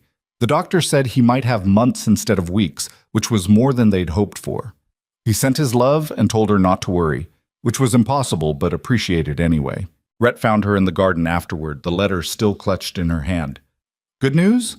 he asked. "He's doing better. The medicine is working." "I'm glad." She looked up at him. "Thank you for keeping your promise about his care. I know I've been difficult about everything else, but I'm grateful for that. You don't need to thank me for doing what I agreed to do." But his expression had softened. "You want to write back? I can have someone write it to town tomorrow." She did write back, sitting at the desk in Rhett's office with paper and ink he provided, telling her father everything and nothing, that the ranch was big, that the people were kind enough, that she was learning things she never expected to learn. She didn't mention Morgan or the gathering or the fact that she spent half her time wondering if this was all going to collapse around her. She didn't want him to worry. He had enough to deal with. The morning of Harrison's gathering dawned clear and cold, the kind of mountain autumn day that made everything look sharp and bright. Eliza woke early, her stomach churning with nerves she refused to name as fear. Rosa was already in her room when she came back from washing, the green dress laid out on the bed like a challenge. "You're going to be fine," Rosa said, reading her face. "Just remember, these people are human. They bleed and worry and doubt just like you do. They just hide it better." "That's not as comforting as you think it is." "It's not meant to be comforting. It's meant to be true." Rosa started helping her into the dress, her movements practiced and efficient. "You're Rhett Mercer's wife. That carries weight. Use it." The dress fit perfectly, cinched at the waist and falling in soft folds to the floor. Maria had curled Eliza's hair the night before, and now Rosa pinned it up in a style that looked elegant without being fussy. A touch of color on her lips, a bit of powder to hide the sun damage on her cheeks, and Eliza barely recognized the woman looking back at her from the mirror. "See?" Rosa said with satisfaction. "You look like you belong." Eliza didn't feel like she belonged. She felt like a fraud in expensive clothing, playing a part she hadn't rehearsed well enough. But when she came downstairs and saw Rhett waiting in the hall, dressed in a suit that must have been tailored specifically for him, something shifted. He looked different like this, less like a rancher and more like someone who could command a room full of powerful men without saying a word. He saw her and went still. "You look—" He stopped, seeming to reconsider whatever he'd been about to say. "Rosa did good work." "Rosa did all the work. I just stood there." The corner of his mouth twitched. "Still, you look the part." "What part is that?" "Someone worth fighting for." The words hit her unexpectedly, making her chest tight. Before she could respond, Patrick appeared in the doorway, grinning. "The carriage is ready, and might I say, you two clean up remarkably well." They rode to Harrison's place in a carriage Eliza hadn't even known Rhett owned, pulled by 2 horses that looked like they cost more than her father's farm. Patrick drove, which meant Eliza and Rhett were alone in the enclosed space, sitting across from each other in silence. "Nervous?" Rhett asked after a while. "Terrified." "Good. That'll keep you sharp." He leaned forward slightly. "Remember what we talked about. Let me do most of the talking. If someone asks you a direct question, answer honestly but briefly. Don't elaborate unless they push, and if they push too hard, defer to me." "You make it sound like a battle." "It is.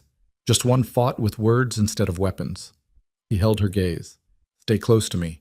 Don't wander off alone. And if Morgan shows up, which he will, don't engage with him. At all." "You think he'll try something?" "I think he'll try to rattle you, make you uncomfortable. If you react, he wins." The Harrison estate appeared through the trees, and Eliza's breath caught. She'd thought Rhett's place was impressive, but this was on another level entirely. The house was massive, built in a style that belonged back east, not in the mountain territories. Carriages lined the drive, horses tied to posts, people in expensive clothes moving between the main house and what looked like a separate building set up for entertaining. "How rich is this man?" Eliza asked. "Rich enough that he doesn't have to count." Rhett's expression was unreadable. His father made a fortune in shipping. Harrison multiplied it through railroad contracts and land speculation. He owns half the territory, directly or indirectly. "And he's your friend?" "He's my business partner. That's not the same thing." The carriage stopped, and a man in livery opened the door. Rhett stepped out first, then turned and offered Eliza his hand. She took it, grateful for the steadiness of his grip as she navigated the step down in the unfamiliar dress. People were staring. She could feel their eyes, assessing, judging, calculating. Rhett must have felt her tense because his hand moved to the small of her back, a gesture of possession that was probably meant to be reassuring. It wasn't, but she didn't pull away. They moved through the crowd toward the main house, and Eliza tried to catalog faces, voices, anything that might be useful later. Most people nodded politely to Rhett, their expressions carefully neutral. A few ignored him entirely, which seemed more insulting than outright hostility. And then a man appeared in front of them, tall, silver-haired, with the kind of commanding presence that came from a lifetime of being listened to. "Mercer," he said warmly, "you made it." "Harrison." Rhett shook his hand. "Thank you for the invitation." Harrison's eyes moved to Eliza, and his smile widened. "And this must be the bride I've heard so much about." "Eliza, this is James Harrison. Harrison, my wife, Eliza." "Mrs. Mercer." Harrison took her hand and actually bowed over it like they were in some ballroom instead of the mountain frontier. "I must say, Rhett, when I heard you'd gotten married, I assumed it was another wild rumor. I'm delighted to be proven wrong." "We like to keep people guessing," Eliza said, surprised at how steady her voice sounded. Harrison laughed. "I can see why he chose you. Come, both of you. There are people you need to meet." He led them through the crowd, making introductions that Eliza tried desperately to remember. Men who owned mines and lumber operations and cattle empires, women dressed in fashions that must have been shipped from San Francisco or even New York, wearing jewelry that cost more than most people made in a year. Everyone smiled. Everyone was polite. And everyone, Eliza noticed, was watching Rhett with the kind of calculation that made her skin crawl. They were in the middle of a conversation with a couple who owned the largest cattle operation in the territory when Morgan appeared. He looked different than he had at the ranch, cleaned up, dressed well, playing the part of a respectable businessman. But his eyes were the same, cold, calculating, dangerous. "Mercer," he said, his tone just slightly too friendly. "I was hoping you'd be here." "Morgan," Rhett's voice was flat. "And Mrs. Mercer." Morgan turned his attention to Eliza, and she felt Rhett's hand tighten slightly on her back. "How lovely to see you again. I hope you're settling in well at your new home." "Very well, thank you." "Good, good. It can be isolating, living so far from civilization. I'm sure you must miss Cedar Bluff." There it was, the probe.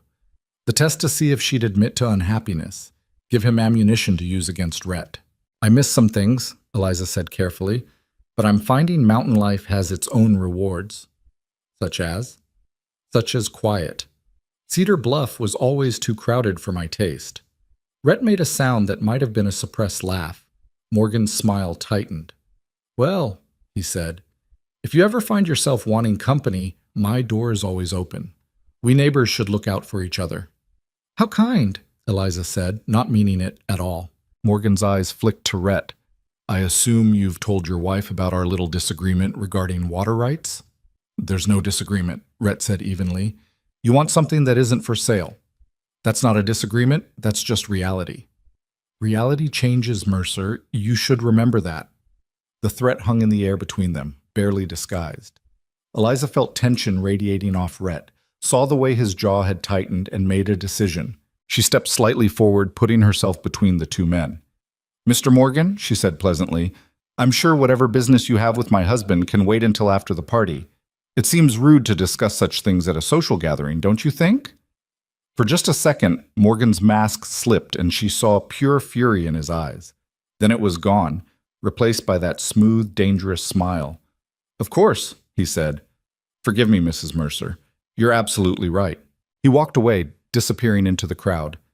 Rhett turned to look at Eliza, his expression unreadable. That was either very brave or very stupid, he said quietly. Can it be both? This time he did laugh, and some of the tension left his shoulders. Come on. Harrison's about to start the actual business part of this gathering, and we need to be there for it. The next 2 hours were some of the most exhausting of Eliza's life.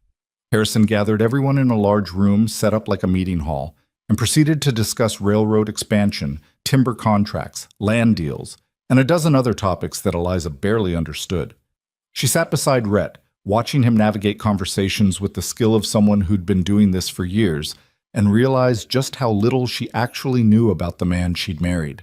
He wasn't just a rancher. He was a player in a game much bigger than she'd imagined, dealing with men who controlled territories the size of small countries.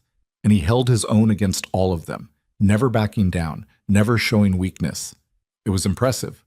It was also terrifying. By the time they left Harrison's estate, the sun was setting and Eliza's head was pounding from the effort of staying alert and appropriate for so many hours. She collapsed into the carriage seat with something approaching relief. You did well, Rhett said once they were moving. I feel like I was one wrong word away from disaster the entire time. That's because you were. But you didn't say that word, and that's what matters. He looked at her in the dim light of the carriage. The way you handled Morgan, that was smart. Diffusing the situation without backing down, making it about social propriety instead of weakness. I just didn't want him to goad you into doing something you'd regret. Like hitting him in front of everyone? Exactly like that. Rhett smiled grimly. I've wanted to hit Morgan for 2 years, but you're right. Today wasn't the day for it. They rode in silence for a while, the carriage swaying gently on the rough road. Eliza felt the adrenaline that had kept her sharp all day finally starting to drain away, leaving her exhausted and oddly emotional. You promised me answers, she said quietly. After the gathering. No more secrets. Rhett was quiet for so long she thought he might refuse. Then he nodded. Tomorrow, he said.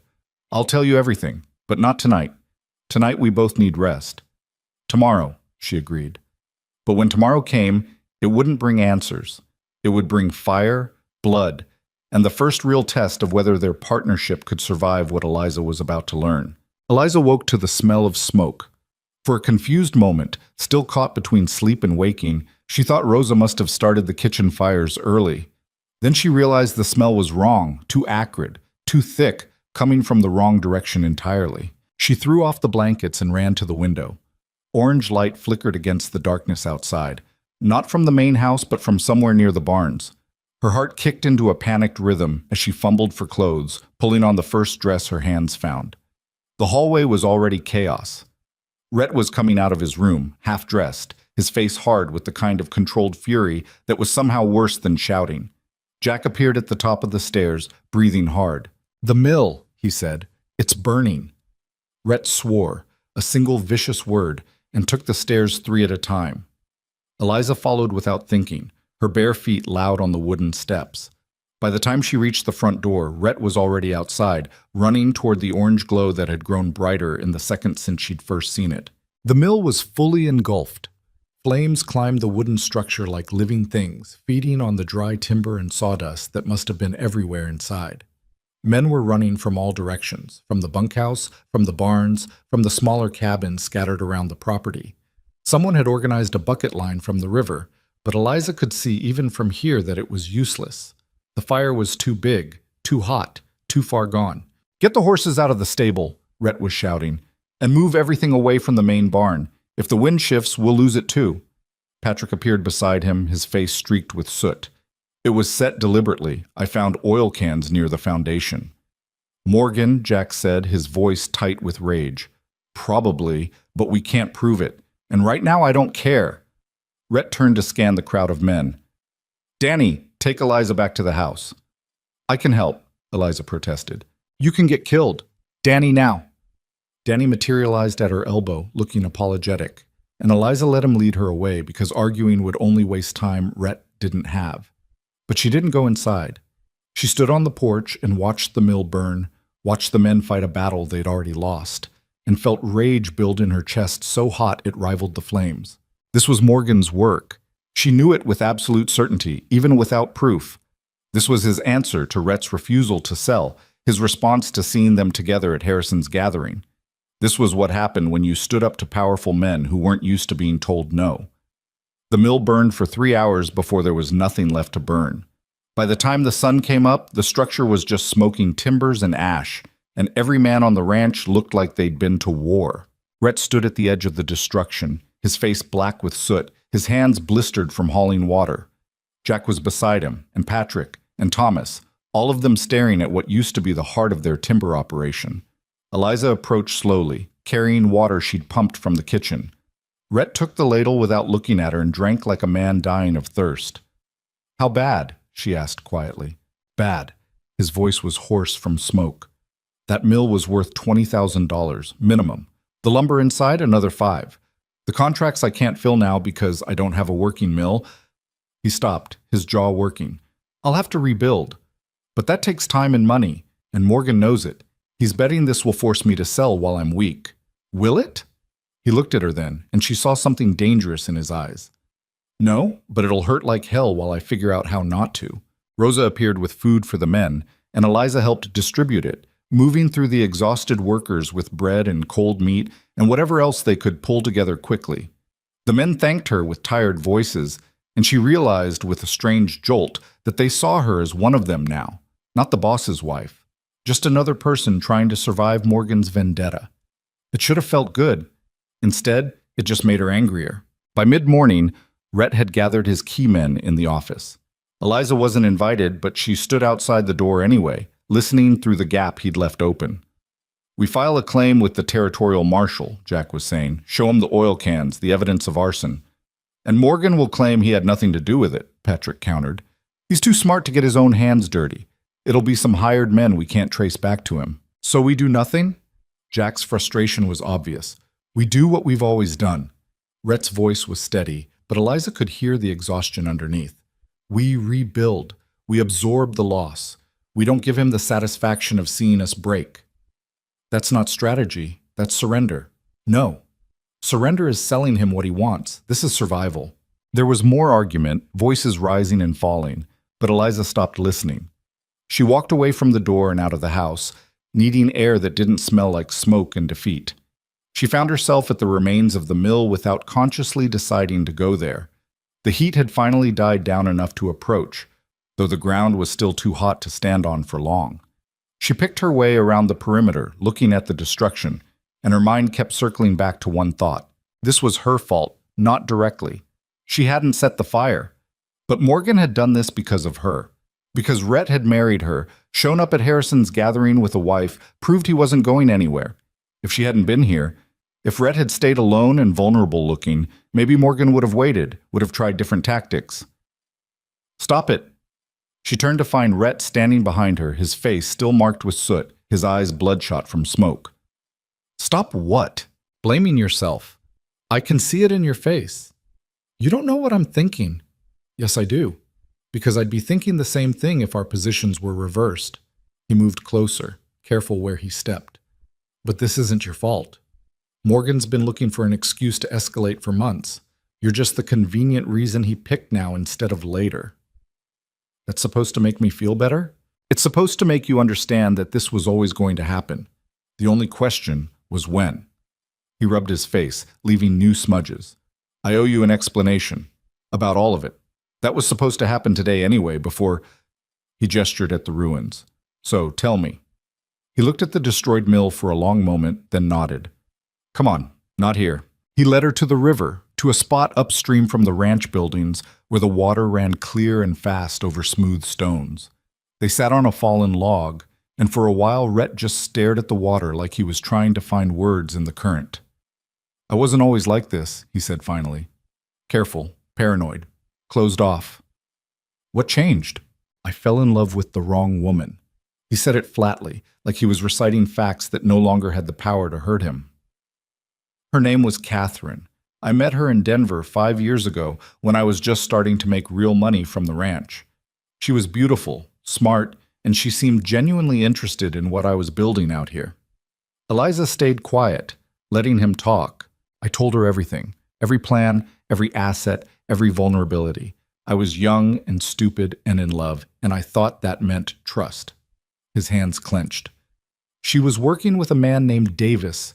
He owned a competing operation and wanted my water rights. Catherine was supposed to get me to sign them over, or at least get enough information that Davis could force me to sell.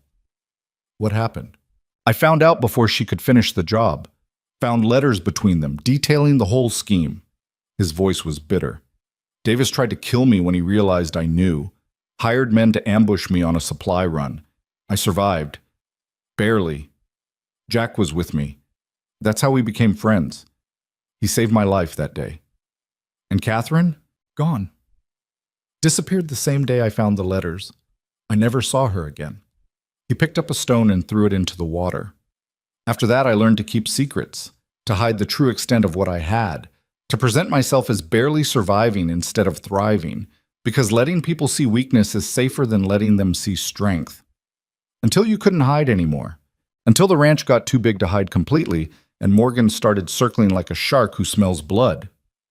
Rhett turned to look at her. I needed a wife because unmarried successful men out here are either targets or suspects. They're assumed to be criminals or perverts or too unstable to build something lasting. Marriage makes you legitimate, respectable, harder to displace. So you used me, yes. He didn't flinch from it, but I also chose carefully. I could have married anyone, some desperate widow, some town girl looking for security, but I chose you. Why? Because I watched you for 3 days before I came to your door. Watched you run that farm almost single-handedly, fight with Garrett without backing down, care for your father even when it was clearly killing you to watch him die. His eyes were steady on hers. I chose you because you were strong enough to survive this place, and because I thought maybe you might be strong enough to stand beside me when things got hard. Like now. Like now. Eliza absorbed this, trying to separate her anger at being used from her understanding of why he'd done it. You still should have told me the truth from the beginning. You're right, I should have, but I've spent 5 years learning that trust gets you killed, and I couldn't just turn that off because I needed a wife. He stood, brushing dirt from his pants. I know that's not good enough, but it's the truth. She stood too, facing him. What happens now? With Morgan? With the mill? With all of it? Now we fight. We rebuild.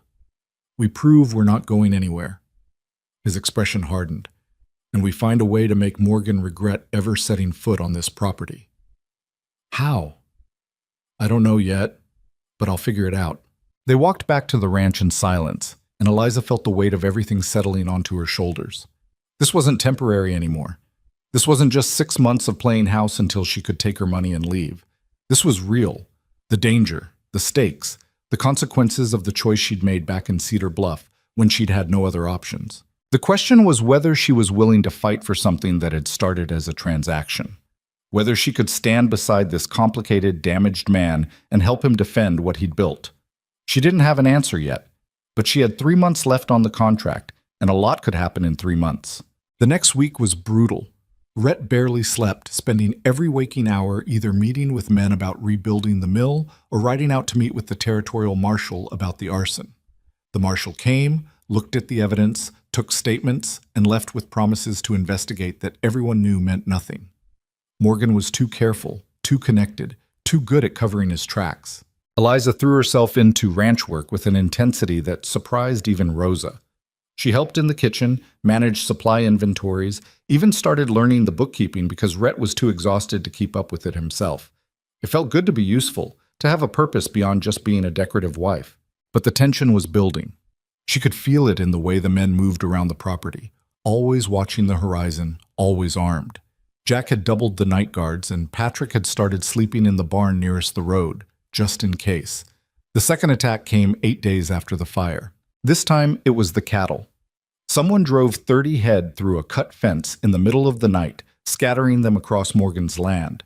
By the time the ranch hands discovered it in the morning, half the cattle had been shot by Morgan's men, claimed as trespassers on Morgan's property. Rhett rode to Morgan's ranch that same day, and Eliza insisted on going with him. "This is going to get ugly," Rhett warned. "Good. I want to see his face when you confront him." Jack came with them, along with Patrick and 4 other men, all armed. They rode in formation, deliberate and unmistakable, and Eliza felt her heart hammering the entire way. Morgan's ranch was smaller than Rhett's, but meaner. The buildings looked functional but graceless, built for efficiency rather than permanence. Men watched them approach from the barns and corrals, hands near weapons, faces hostile. Morgan himself came out onto the porch of his main house, coffee cup in hand, looking for all the world like he'd been expecting them. "Mercer," he called, "what brings you to my humble property?" Rhett dismounted but stayed near his horse. "You know exactly what brings me here. You cut my fence and drove my cattle onto your land so you could claim justification for shooting them.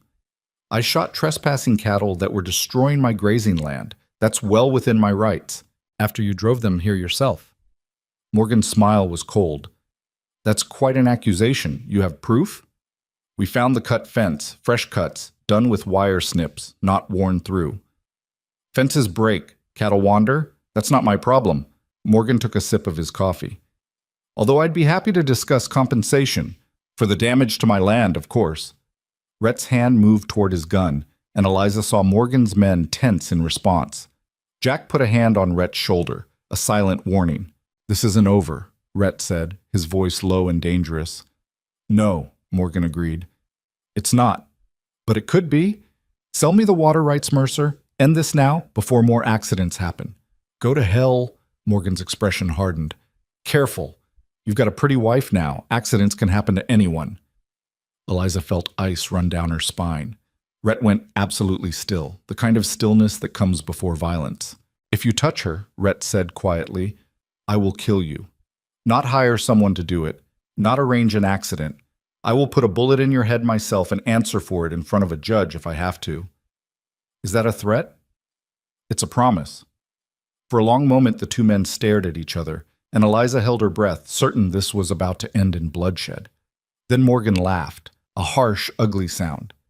"Get off my property, Mercer, and take your loyal little band with you." They rode back in tense silence. Eliza's hands were shaking on the reins, adrenaline and rage making her clumsy. When they finally reached the ranch, Rhett practically dragged her into the house, into his office, and closed the door. "That was stupid," he said, rounding on her. "You shouldn't have come." "I wanted to see—" "You wanted to see a man threaten your life? Congratulations. Now you know exactly how dangerous he is." Rhett paced the small room like a caged animal. "He's escalating. The fire was property. The cattle was money. But threatening you, that's personal." "So what do we do?" "I don't know." He stopped pacing, running his hands through his hair. "Every option I have is bad. If I retaliate, I start a range war that could get people killed.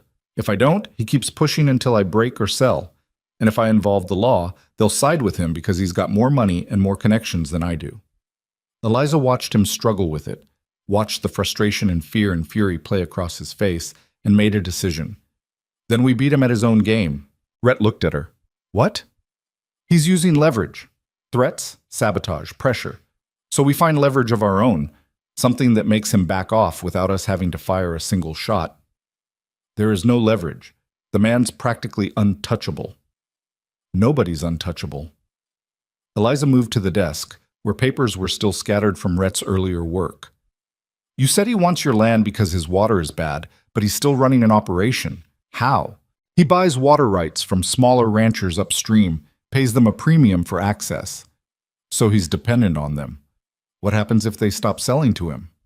Rhett's expression shifted, understanding dawning. "He'd be forced to negotiate, or drill deeper wells, which would cost him a fortune." "Can we talk to those ranchers? Offer them something better than what Morgan's paying?" "Maybe, but it would take time and money I'm not sure I have right now with the mill gone." "Then we find another way." Eliza started sorting through papers, looking for something, anything that might be useful. There has to be something, some weakness, some vulnerability. "Wait." Rhett moved to a filing cabinet in the corner, pulling out a folder. "Harrison mentioned something at the gathering about Morgan's railroad contracts. They're contingent on him delivering lumber by certain dates." So if he can't deliver, he loses the contracts. And he can't deliver without a functioning mill." Rhett's eyes met hers. "Morgan's mill is older than mine was. Less efficient. If something were to happen to it—" "No." Eliza's voice was sharp. "We're not burning down his mill. That makes us just as bad as he is. I wasn't going to suggest arson, but there are other ways to disrupt production. Legitimate ways." He started pulling more papers, his mind clearly racing.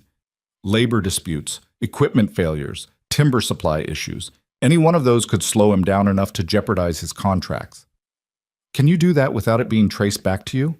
Harrison can. He's got connections everywhere, and he's been looking for a reason to put pressure on Morgan. The man's been undercutting his railroad prices for months. Rhett looked at the papers in his hands, then at Eliza. This could work. It's not immediate, but it could actually work. Then do it. He moved toward her, and for a moment she thought he might actually hug her. Instead, he just stood close, his expression more open than she'd ever seen it. Thank you, he said quietly, for not running, for staying, for trying to help instead of just surviving. I'm still angry with you, she said, for lying, for using me, for all of it. I know. But I'm angrier at Morgan, and I'll be damned if I let him win. Something like relief crossed Rhett's face. Partners? She considered it, considered everything that word meant. The risk, the commitment, the acknowledgement that this was more than just a transaction now. Partners, she agreed. The plan took 2 weeks to set in motion.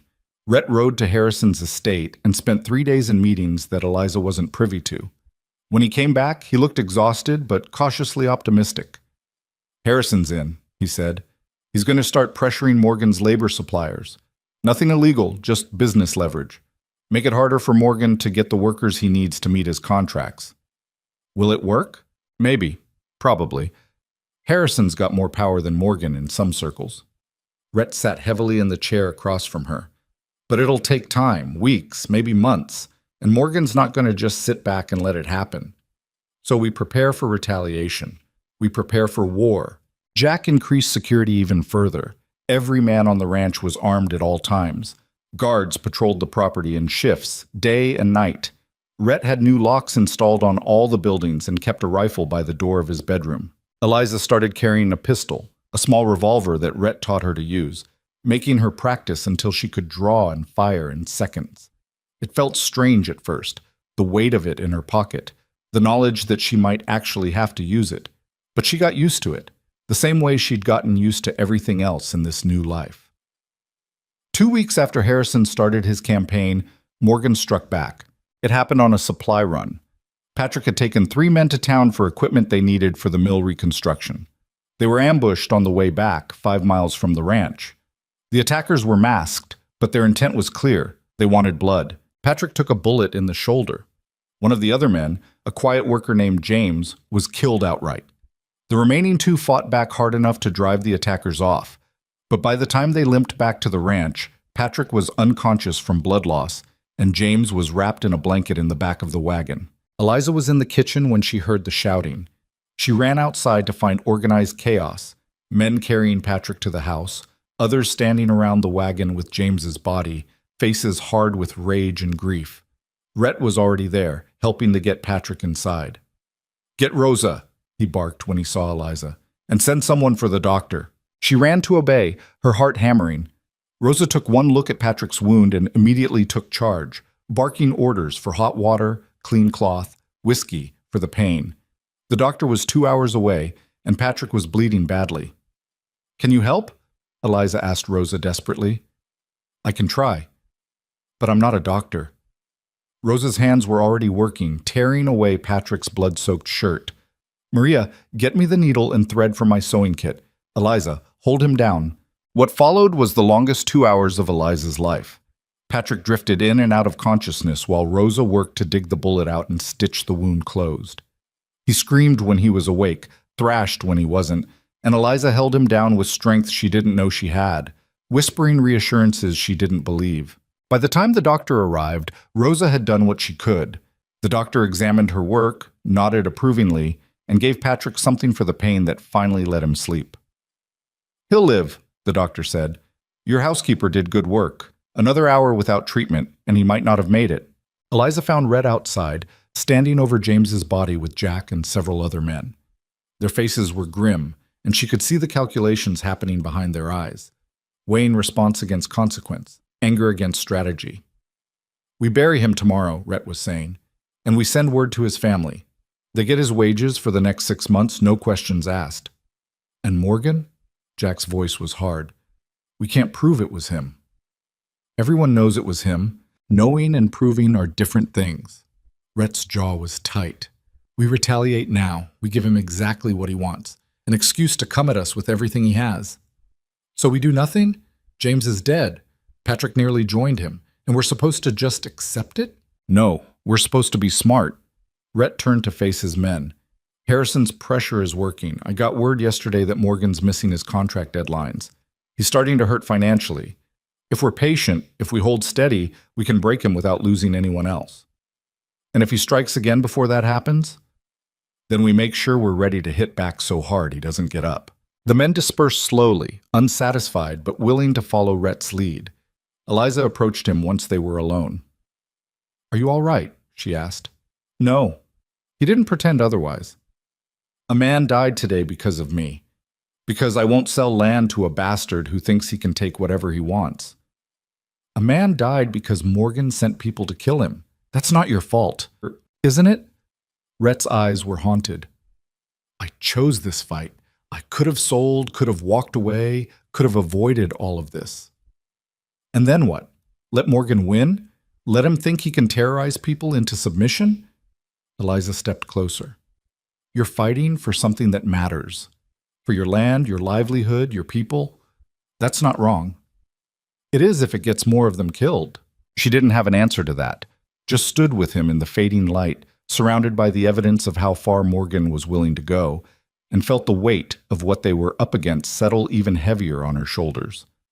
That night, she couldn't sleep. Every sound made her jump, every shadow seemed threatening. She finally gave up around midnight and went downstairs thinking tea might help. She found Rhett in the office, working by lamplight, papers scattered across the desk. "Can't sleep either?" he asked without looking up. "No." "There's whiskey in the cabinet if you want it." She poured herself a small glass and sat in the chair across from him. They sat in silence for a while, the only sound the scratch of his pen on paper and the occasional pop from the lamp. "I'm scared," she said finally. "Good. Fear keeps you careful. That's not comforting. It's not meant to be. It's meant to be true." He set down his pen and looked at her. "I'm scared too, if that helps. Scared for you, for the men who work for me, for what happens if I can't hold this together." "What do you need?" "I need Morgan to make a mistake. Something big enough that I can use against him publicly. Something Harrison can't ignore, and the territorial authorities can't sweep under the rug." He rubbed his eyes. "But men like Morgan don't make mistakes. They're too careful, too practiced. Everyone makes mistakes eventually." "Maybe, but how many people do I lose waiting for that mistake to happen?"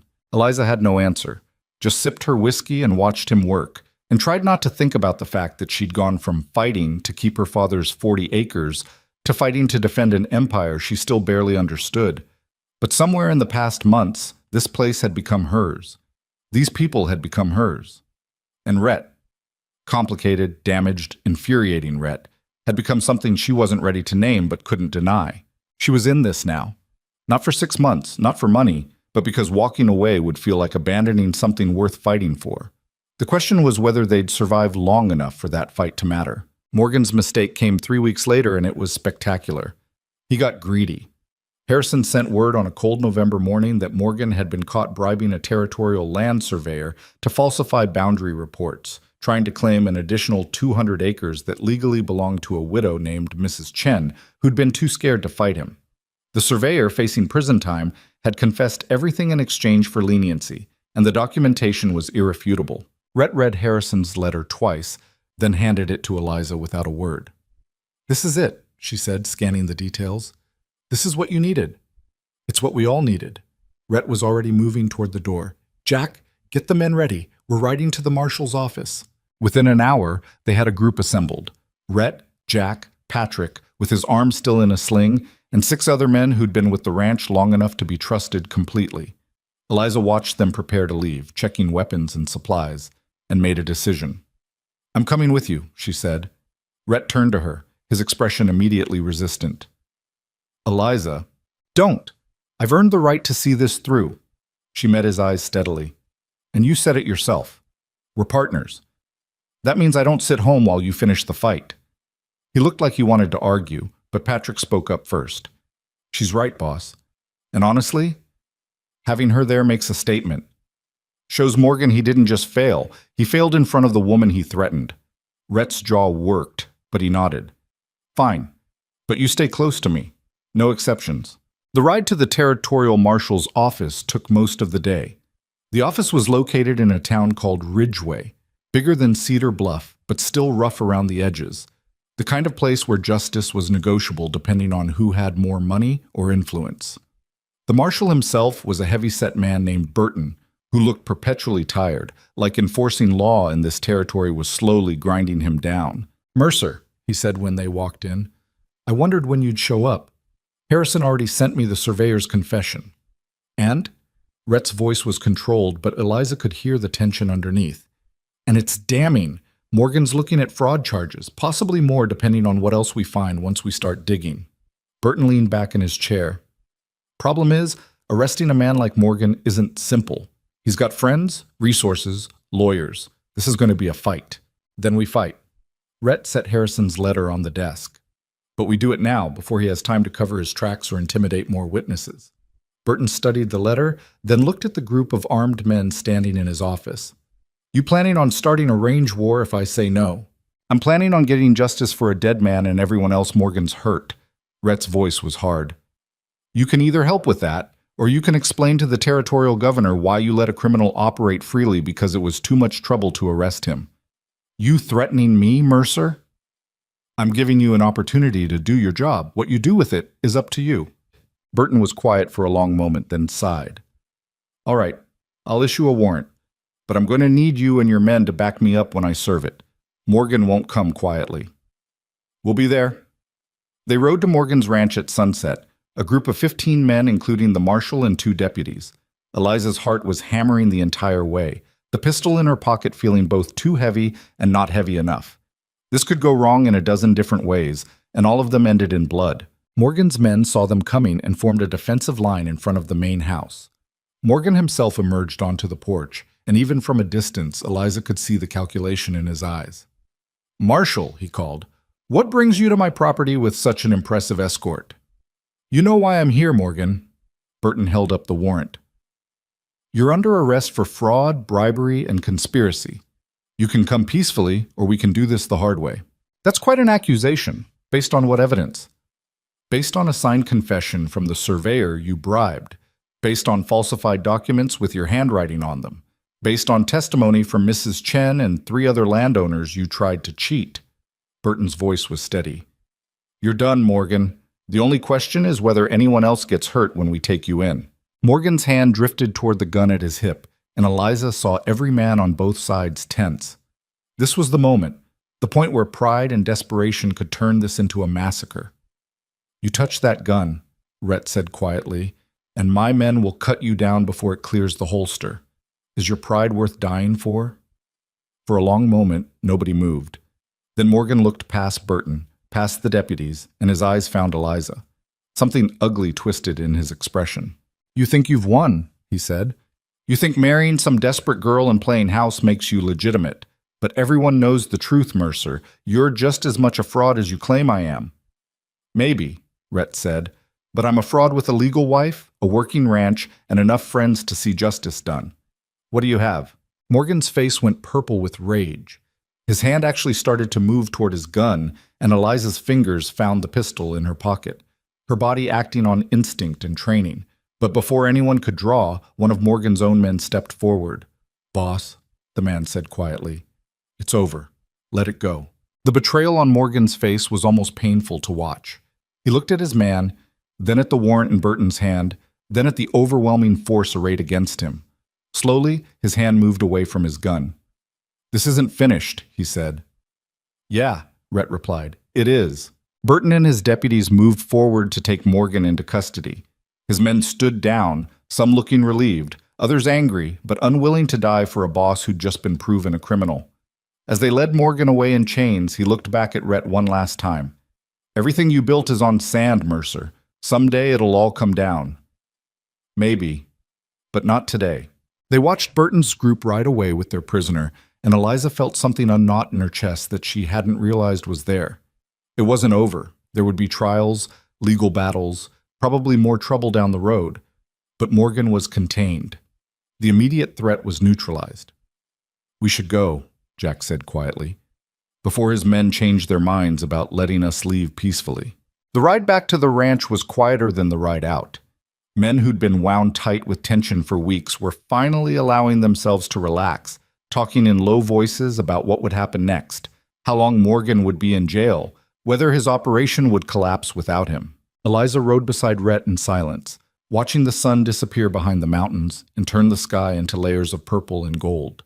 She thought about the woman who'd arrived here months ago, desperate and angry and completely unprepared for what this life would demand. That woman felt like a stranger now. "You're quiet," Rhett said. "Just thinking." About how different everything is from what I expected." She glanced at him. "When you showed up at my door with that offer, I thought I was trading one kind of survival for another. I didn't expect to actually care what happened here. And now? Now I'm realizing that caring might have been the point all along." She said it lightly, but the truth underneath wasn't light at all. "You chose me because you thought I could survive this place. But I think maybe you also chose me because you needed someone who would choose to stay. Not because they had to, but because they wanted to." Rhett was quiet for a long time. Then, "The 6 months are almost up. Another 2 weeks and you can leave if you want. Take the money I promised and start over somewhere else." "I know." "Are you going to?" Eliza looked at the valley opening up below them as they crested the final ridge before home. The ranch spread out in the fading light, smoke rising from chimneys, lights beginning to appear in windows. It was beautiful in a harsh, unforgiving way, like Rhett himself. "No," she said, "I'm not going anywhere." She heard him exhale, a sound that might have been relief. "Why not?" "Because somewhere between the fire and the ambush and Morgan's arrest, this stopped being your fight and started being ours." She met his eyes. "And because I've spent my whole life on the edge of losing everything. At least here, when I fight to keep it, I'm fighting for something worth having. It won't get easier. There will always be another Morgan, another threat, another crisis." "I know, but there will also be this." She gestured at the valley. "People who depend on us, work that matters, a chance to build something that lasts longer than we do." "That's not what you signed up for." "No, but it's what I'm choosing now." She smiled slightly. "Besides, someone needs to keep you from getting killed by your own stubbornness. Might as well be me." He laughed, a real laugh, rare and genuine. "I'm not sure whether to be insulted or grateful. Be both. I usually am when it comes to you." They rode the rest of the way home in companionable silence, and when they reached the barn, Danny was waiting to take their horses with a grin that said news of Morgan's arrest had already spread through the ranch. "Is it true?" he asked. "They really arrested him?" "They really did," Rhett confirmed. "That's the best thing I've heard in months." Danny's grin widened. "Rosa's making a celebration dinner. She said to tell you both to clean up before you come down because you look like you've been rolling in dirt." Inside the house, the mood was lighter than Eliza had seen it in weeks. Men were actually smiling, talking without constantly watching the windows, letting their guard down for the first time since the mill burned. Rosa had indeed made a feast: roasted chicken, fresh bread, vegetables from the root cellar, even a pie made with the last of the preserved apples. They ate together, all of them, crowding into the dining room and spilling over into the hallway because there wasn't enough space at the table for everyone. Patrick told the story of Morgan's arrest with embellishments that made it sound more dramatic than it had been, and everyone listened like it was the best entertainment they'd had in years. Eliza sat beside Rhett and watched the people around her, these rough, tough men who'd worked themselves half to death to keep this ranch running, who'd risked their lives fighting Morgan's sabotage, who treated her with respect she'd never quite felt she'd earned. And she realized this was what Rhett had been protecting all along. Not just land or money or water rights, but this: community, family, home. Later, after the celebration had wound down and most of the men had gone to their bunks, Eliza found herself on the porch with Rhett, both of them too wired from the day's events to sleep. "I got another letter from Mrs. Patterson yesterday," she said. "My father's doing better. Well enough that the doctor thinks he might actually recover. Not completely, but enough to have years instead of months." "That's good news." "It is." She paused. "He asked when I was coming home." "What did you tell him?" "That I'm home." The words felt right in a way she hadn't expected. Cedar Bluff was where I grew up, but this is where I chose to be. Rhett turned to look at her, his expression serious. I need to tell you something. What? When I married you, I told myself it was purely practical, that I just needed the legitimacy of a wife, nothing more. That after 6 months, if you wanted to leave, I'd let you go without a second thought. He leaned against the porch railing. But that was a lie. Not to you, to myself. Eliza's heart started beating faster. Rhett, let me finish. He ran a hand through his hair. Somewhere in the past few months, this stopped being a business arrangement for me. Watching you learn to ride, learn to shoot, stand up to Morgan at Harrison's gathering, refuse to back down when things got dangerous. He stopped, seeming to search for words. You're the strongest person I've ever met, Eliza. And I don't want you to stay just because you feel obligated or because you think this place needs you. I want you to stay because you want to be here, with me. She stepped closer to him, her hand finding his. I do want to be here, but I need to know something first. What? When you look at me, do you see Catherine? Some echo of the woman who betrayed you? Because I can't build a life with someone who's always waiting for me to prove I'm trustworthy. No? His grip on her hand tightened. I see someone who had every reason to hate me for deceiving her, but chose to stand beside me anyway. I see someone who could have walked away a dozen times, but stayed because it mattered. I see the woman I should have been honest with from the beginning, and I'm asking if there's any chance you can forgive me for not being that smart. Eliza looked at this complicated man who'd offered her survival when she had nothing and somehow given her a life worth fighting for. He wasn't perfect. Neither was she. But maybe that was the point, that they'd both been broken by circumstance and betrayal and loss, and they'd found a way to be broken together in a way that felt almost whole. I forgive you, she said, on one condition. Name it. No more secrets, no more hiding.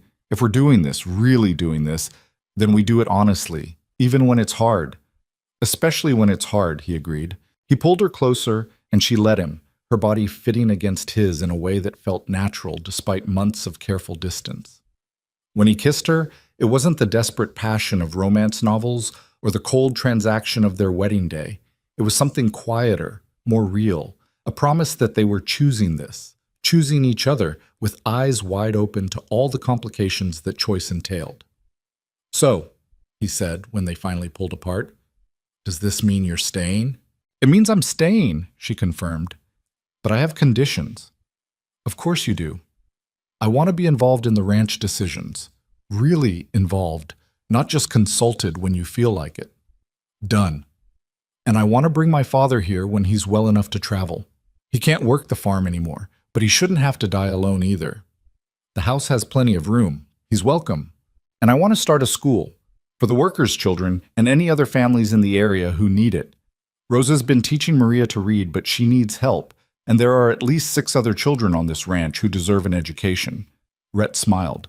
Anything else? I want a real wedding, not a courthouse transaction with a bored clerk. Something that means we're choosing this, not just completing a contract. I can arrange that. He kissed her forehead. Though I should warn you, I'm not very good at romance. I don't need romance. I need partnership. Everything else we can figure out as we go. Deal.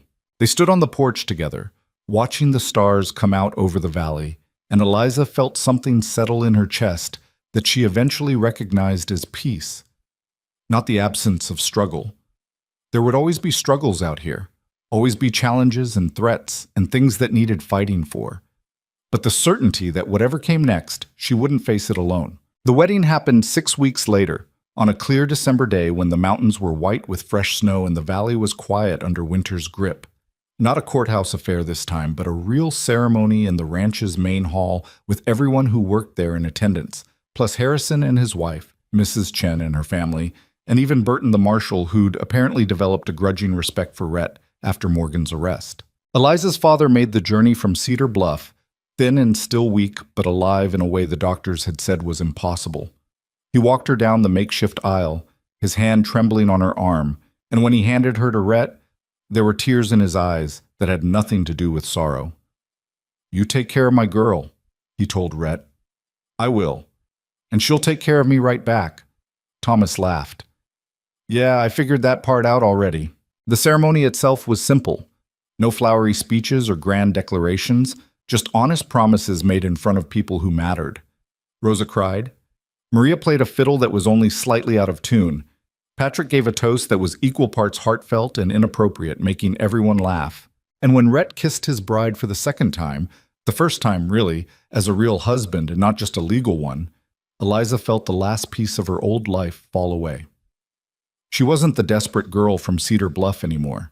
She was Eliza Mercer, partner in an empire built on stubbornness and survival, wife to a man who'd seen her at her worst and chosen her anyway. The celebration lasted well into the night, but eventually the guests dispersed and the ranch settled into quiet. Eliza and Rhett stood in what was now truly their bedroom, the awkwardness of their first months replaced by an understanding that had been built through fire and crisis, and the slow, painful work of learning to trust. No regrets? Rhett asked. None. You? Just that I didn't tell you the truth from the beginning. Could have saved us both a lot of anger. Maybe. But maybe we needed the anger to get here. She moved to the window, looking out at the snow-covered valley. Everything worth having requires some kind of fight. This was ours. He came to stand beside her, his hand finding hers in the darkness. Thank you. For what? For seeing what this place could be. For fighting for it when you had no reason to. For choosing to stay when leaving would have been easier. He paused. For being exactly as strong as I hoped you'd be, and nothing like what I expected. I could say the same about you. They stood together in comfortable silence, and Eliza thought about the journey that had brought her here. From her father's failing farm to this empire in the mountains, from desperation to choice, from survival to something that felt startlingly like happiness. It hadn't been smooth or easy or anything close to perfect, but it had been real, and that mattered more than perfection ever could. Over the following months, the ranch continued to evolve. The new mill was completed in March, bigger and more efficient than the one Morgan had burned.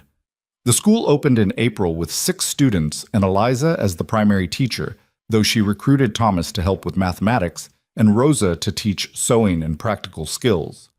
Morgan was convicted and sentenced to 5 years in territorial prison, his ranch sold to cover his debts. Several of his workers came to Rhett looking for employment, and he hired the ones who seemed honest. Harrison's railroad contracts continued to grow, and Rhett's timber operation with them. The ranch prospered in a way that felt almost unreal after so much struggle, but Eliza had learned by now that prosperity was just as much work as survival. It just came with different problems. Thomas Rowan moved to the ranch permanently in late spring, taking over a small cabin on the eastern edge of the property where he could watch the sunrise and tend a garden that gave him purpose without demanding more strength than he had. He walked with a cane now, and his cough never fully went away. But he was alive and relatively content, surrounded by people who treated him with respect instead of pity. You did well for yourself, girl, he told Eliza one evening as they sat on his porch watching the sunset. We both did, Papa. You taught me how to fight for what matters. I just applied those lessons to a bigger battlefield.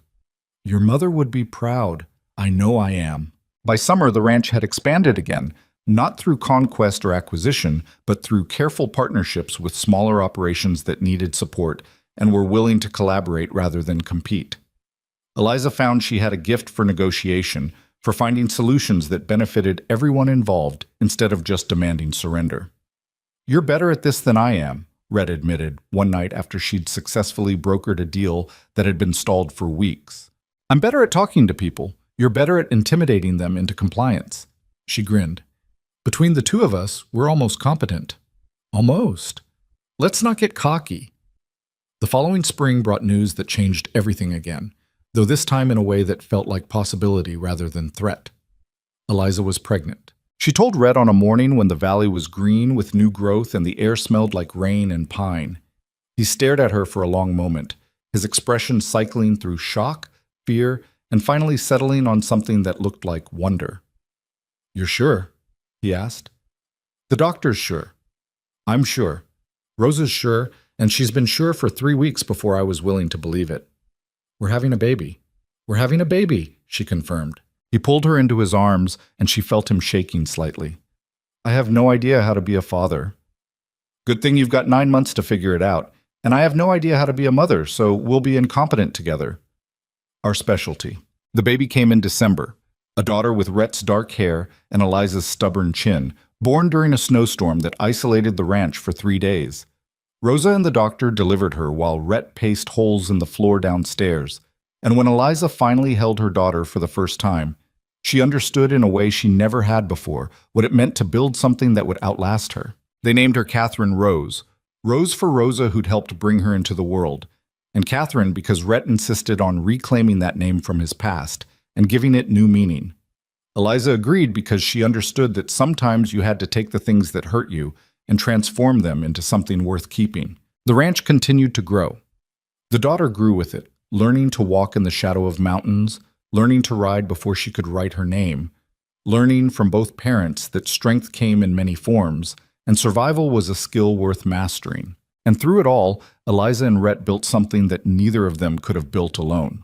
Not an empire exactly, though it looked like one from the outside. What they built was smaller and more precious than that. They built a home, a family, a life that had started in desperation and evolved into choice, that had been forged in conflict and tempered by compromise, that was messy and complicated and real in all the ways that mattered. Years later, when their daughter asked how they'd met, Eliza told her the truth, that it had started as a transaction between two desperate people, that her father had lied and her mother had been angry, that they'd fought more than they'd agreed in those early months. But she also told her daughter that the best things in life were rarely simple or easy, that sometimes survival and love looked exactly the same, and that choosing to stay was often braver than choosing to run.